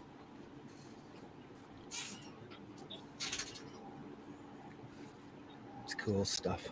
you got really those layouts and stuff you got going on there, and the way you're setting up your panel designs are just, it's very classic and very anime, but with a touch of personality you're not going to find in a lot of books. Thank you. I like the textures you have on the on the backgrounds. Have fun with it. Basically, what I try to do is I make the characters much more stylized, and I try to do the backgrounds with this immense detail. Yeah. Mm-hmm. It's really good. That took a while to do. That's putting I it can mildly. Yeah. It's actually a lot bigger, and there's more to it. It's what was it? I actually pulled a piece out of the full thing and then stuck it in the frame. A lot of my stuff is bigger. This is a much bigger scene. This is much bigger. Actually, all three of those scenes are a lot bigger, where I just pulled certain sections out. Gotcha. Yeah. That way I can reuse them. Right. Cool lads. This is for your webcomic? This is on my Patreon. Right. That's Got awesome. your trailer right here. Here we go.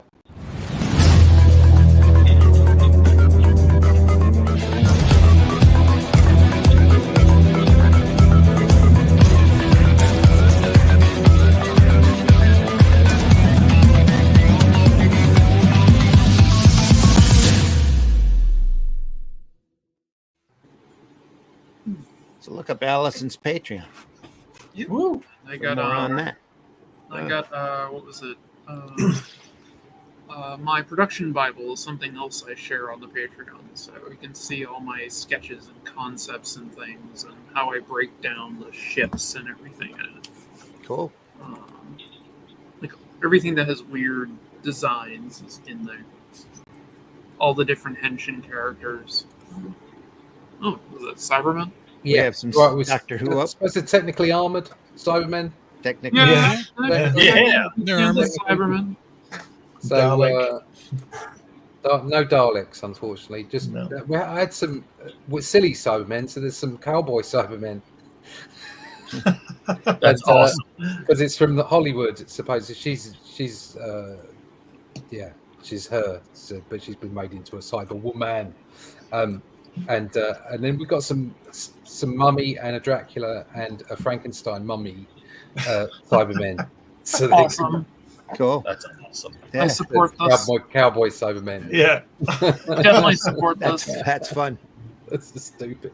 Cowboy Cyberman. Cowboy Cybermen. That's pretty awesome. There you go.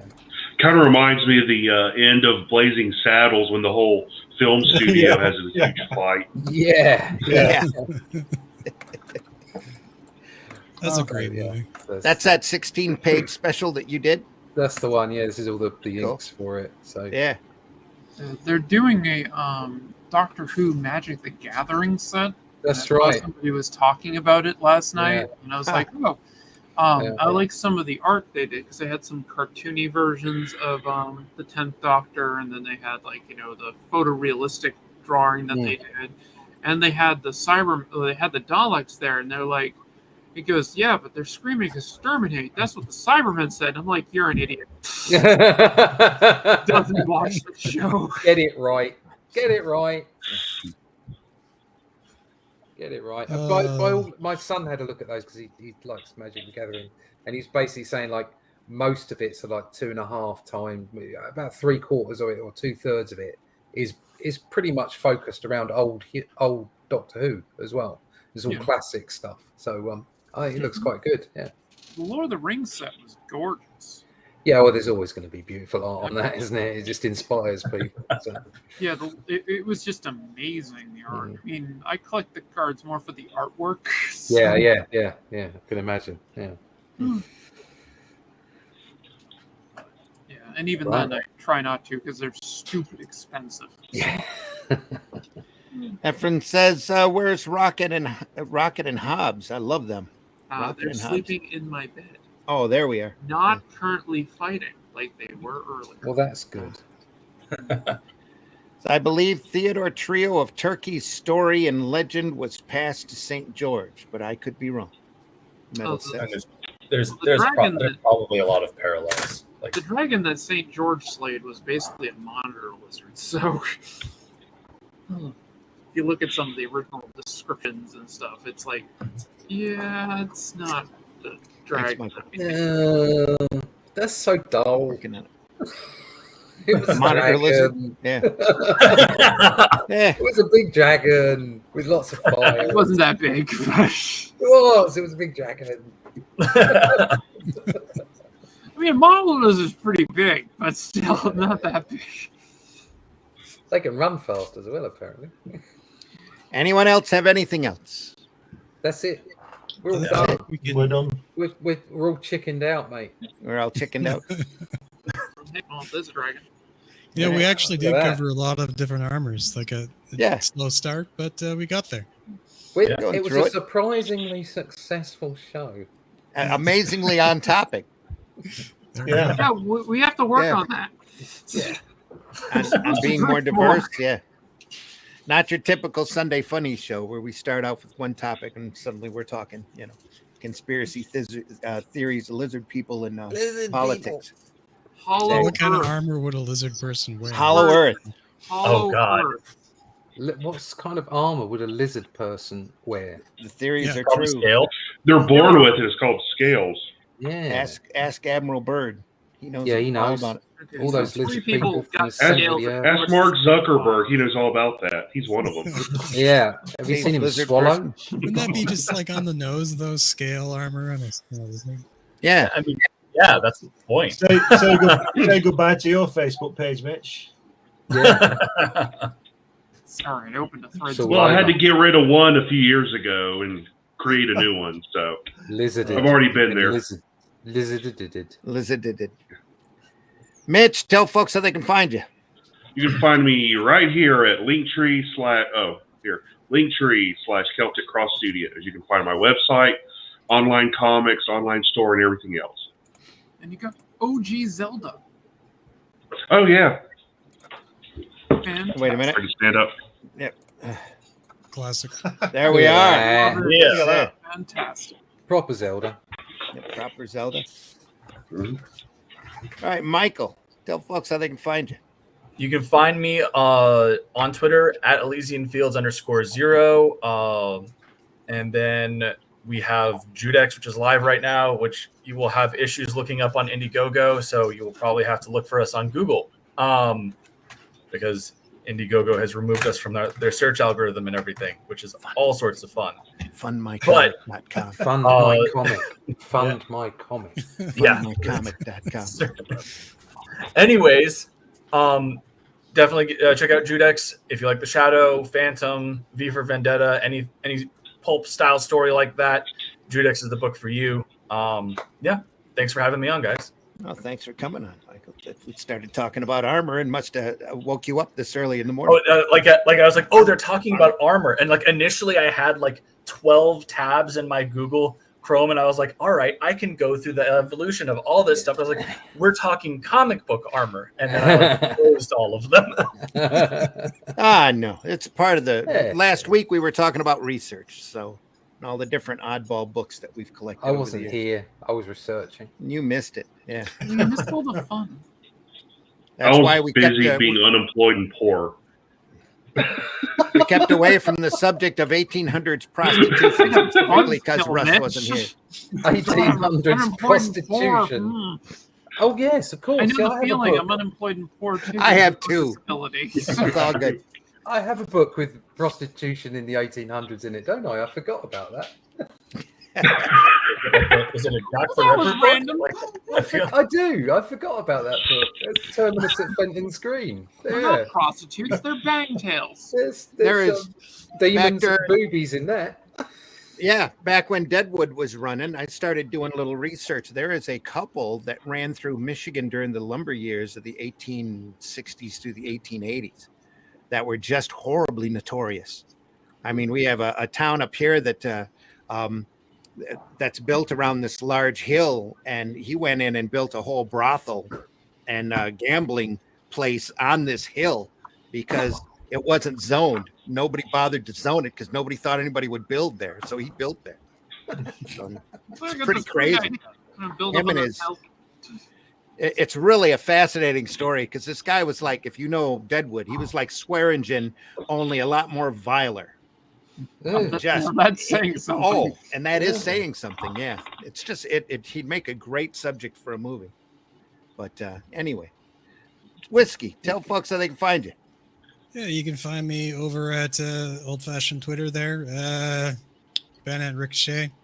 That's the thing there. Oh, And that's we Twitter. do 3D art, 3D models, custom stuff. You can contact me, send me a message. Currently working on a comic book, the same team called Driftwood. It's a story about necromancers, and working on a cover myself for one of the characters here. And this is the same character but in 3D, which was used for reference art for the artist working on the project. So 3D models, action figures, all that stuff. Bandnet and Ricochet on Twitter, and well, send me a message and I'll get you hooked up. Cool. Allison, tell folks how they can find you. Well, you can find me. I should have my LinkedIn right down in the doobly-doo stuff down there. And I'm here on Fridays. I'm going to be trying to be here on Fridays if the sun doesn't continue to try to kill me with the heat. Yeah. For Arting with the Alley Cat at typically Fridays at 3 p.m. I will be doing a Tuesday show in the very near future with the amazing Visenya. And we're going to be doing like a 4-hour stream. And also, I will be having Dave Finch back at the end of August if he ever gets back to me on email. Okay. You, Dave. Not really, but I'm trying. We know you're watching. Yeah. Oh, yeah, he's definitely watching. And he's just like, oh, that bitch. He's my friend. I can do that. Oh, More art from Russ here. if anybody was watching earlier, I was doing that stuff, the Cull stuff. That's completely different to this. This is more sort of classic 70s, 80s Marvel stuff. So if you like that, I love it. If you like that, you can find that in Only Death Can Save Us, which you can pick up a book. You can pick up the original crowdfunded book at my website, or you can go to Barnes & Noble or Amazon or whatever and pick it up there from New Haven Viking Comics Direct. You can pick this up from Marcosia. Okay, well, there's some boobs there. Can't see them. There you go. So that's the horror comic that I was talking to you about. This is my first ever graphic novel, and it's still available up there on Amazon from Marcosia. So you can go and find everything you need at russleach.com. That's all my social media connections and networks and all that kind of crap. And you can sign up to my email list there so that you can find out when the Cull work is coming out and all things like merch shop and that kind of stuff, and I can tell you about. You can also find a new piece of artwork from me every day on Instagram, whether it's archived or brand new artwork, and you can find all that at russleach.com. Okay. Fantastic. Cool. Glenn, tell folks how they can find you. You can find me on Facebook, Instagram, and Twitter. You can also find me on Amazon. I've got 10 or 11 books up there now, different subjects: science fiction, Kennedy assassination, children's books, humor books, and all this kind of thing. And you can also get this book from New Haven Publishing. It's also on Amazon, and it's about my 2 visits to see Jack Kirby in the late 80s and early 90s, and it's got lots of photographs in there of me with Jack. You can also get soon, in a couple of weeks or so, this is being published. It's the second book of my cartoon character Hatch. This is published by New Haven as well, and that'll be on Amazon in Barnes & Noble and Waterstones and all the good bookshops. And coming soon is issue 13 of my magazine Comics Unlimited, for which Randy owes me a couple of articles. Yes, and that's issue 13 coming soon. It's 100 pages and it's about comics, as you can see. And we have some good fun reading and writing that and looking through that. All sorts of different articles about comics. Yep. Stuff. Yep. Really nice artwork in it as well. Don't forget, Glenn's also got a DVD of his video of his experiences with Jack available through him. So contact him over there directly. Yeah. Thank you. So, yep, absolutely. I've got a anthology book I'm involved with that Arrow Comics is printing available now over at fundmycomic.com. Let me pull that up here. Called Out of Obscurity.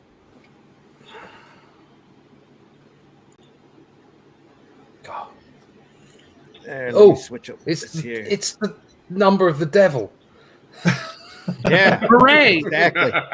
666 so far. It hasn't even been up a week, I don't think. You've got 39 days yet to go. And this is a collection of public domain characters that various talent, mostly new, have put together and into an anthology book to offer. We hit the goal, and I'm throwing a story in myself, something that I've always wanted to do. That'll involve the Golden Age Daredevil and the Silver Streak. So I'm probably going to do it up Awesome. anyway and find a place to put it eventually if it's not here, but I'd rather it be here. It's got Tales of Korak, the original Golden Age Ghost Rider, Thunder Horse, super old guy is in there. The Puritan, actually Solomon Kane, and the Tower that Time Forgot, as well as the clock is also featured in there. And it's narrated by a friendly little monkey. So of which we have a trailer for. Run a trailer. Here, we'll run that. Can you see it? Yeah. I gotta run, guys, but I will talk to you all later. See Tell you us and take care. Thank you so much for coming on. Appreciate you very much. Me as always. See you later.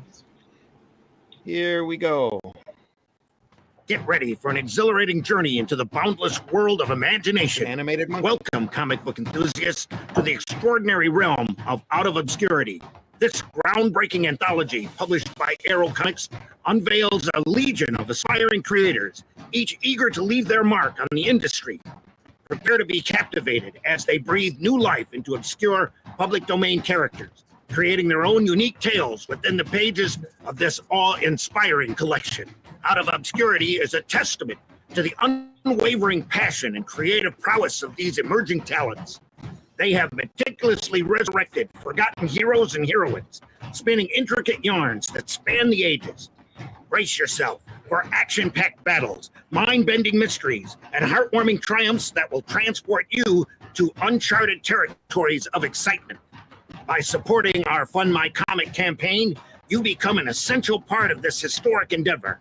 Together, we can catapult these aspiring creators towards their dreams of comic book glory. Join us on this epic odyssey and witness the birth of new legends. Your generous contributions will not only help us bring Out of Obscurity to life, but also grant you access to exclusive rewards, including remarkable artwork, signed copies, and behind-the-scene glimpses. Embrace the spirit of adventure, for within these pages, untold wonders await. Together, let us ignite the spark of greatness within these visionary talents and redefine the landscape of the comic book universe. Be a part of history and make Out of Obscurity a reality.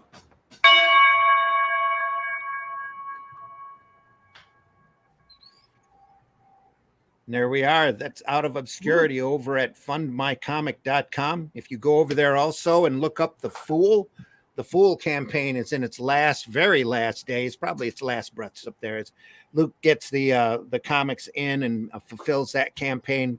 There's a last minute chance to get in on that. If you haven't seen that, that is a fun book that I've put together about a guy who goes around and fights street crime and anything that any villain he collects for the police, he takes a section of their clothing and uses it as a trophy on his action duds.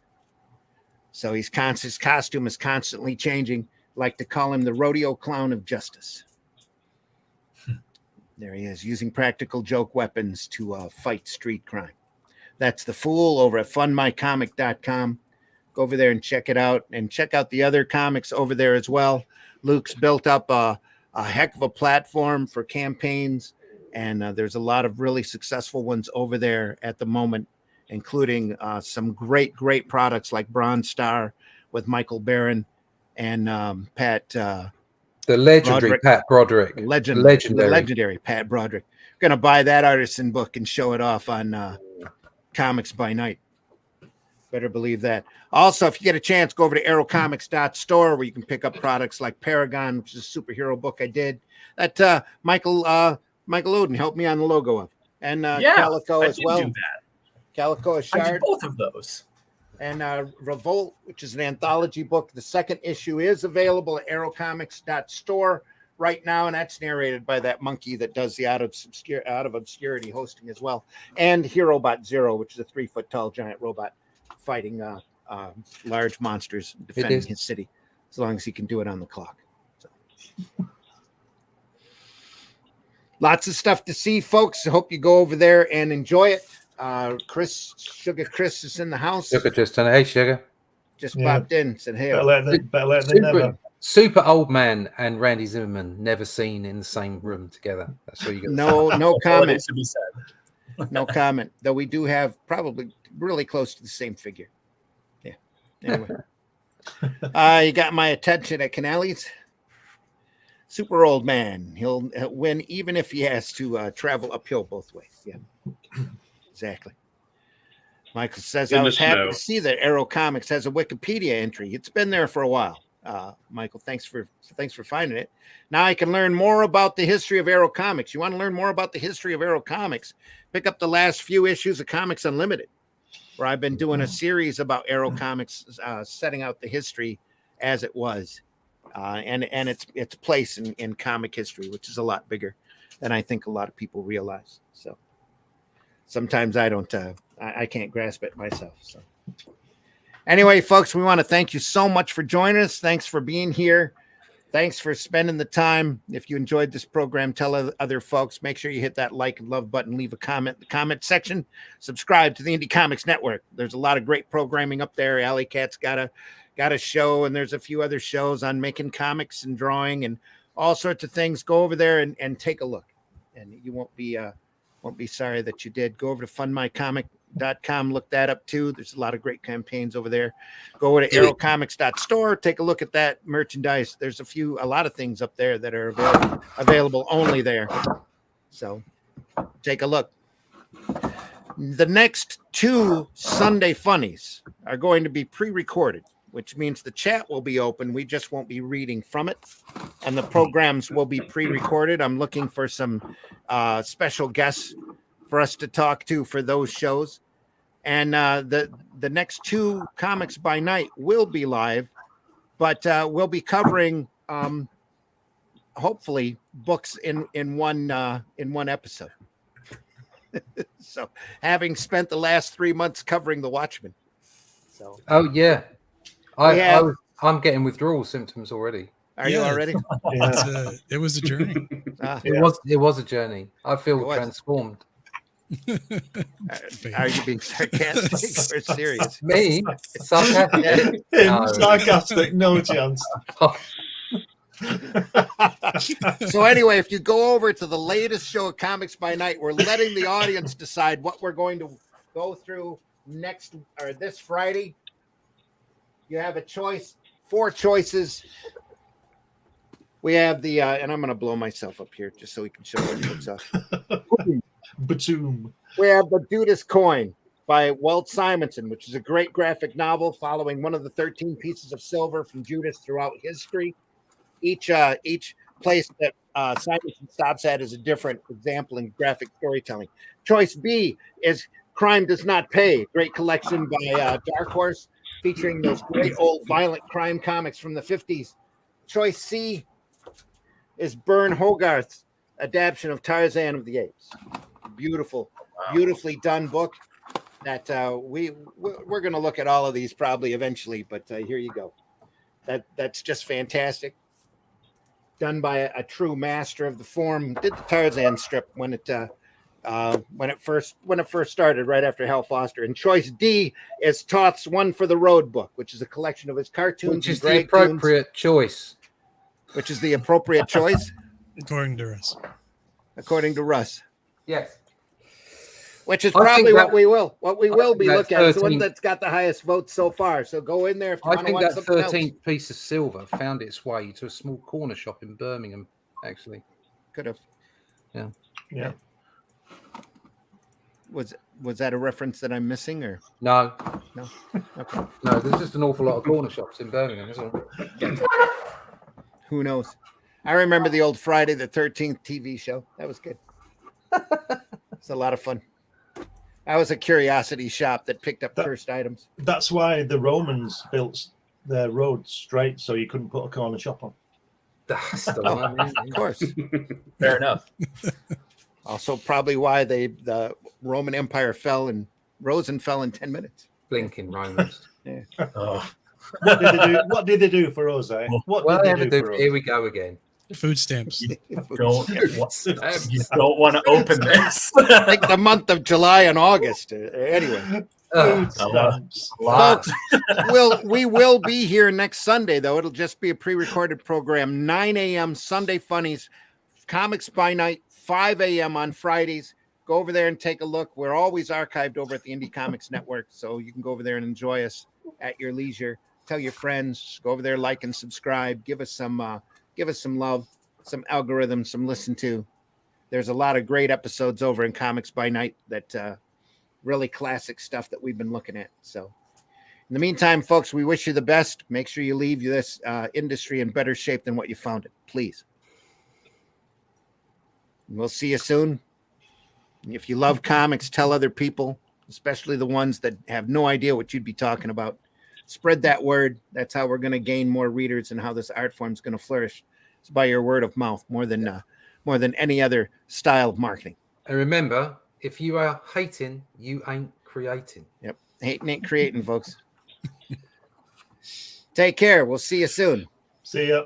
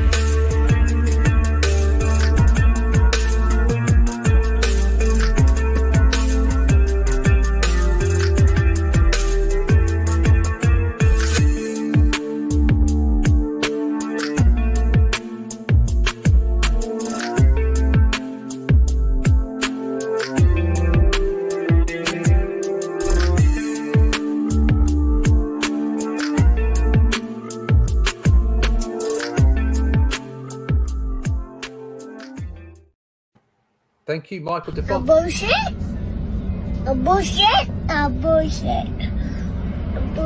Now comes the part where we throw our heads back and laugh. Ready? Ready! Do you draw the Flintstones naked? There's a market for that.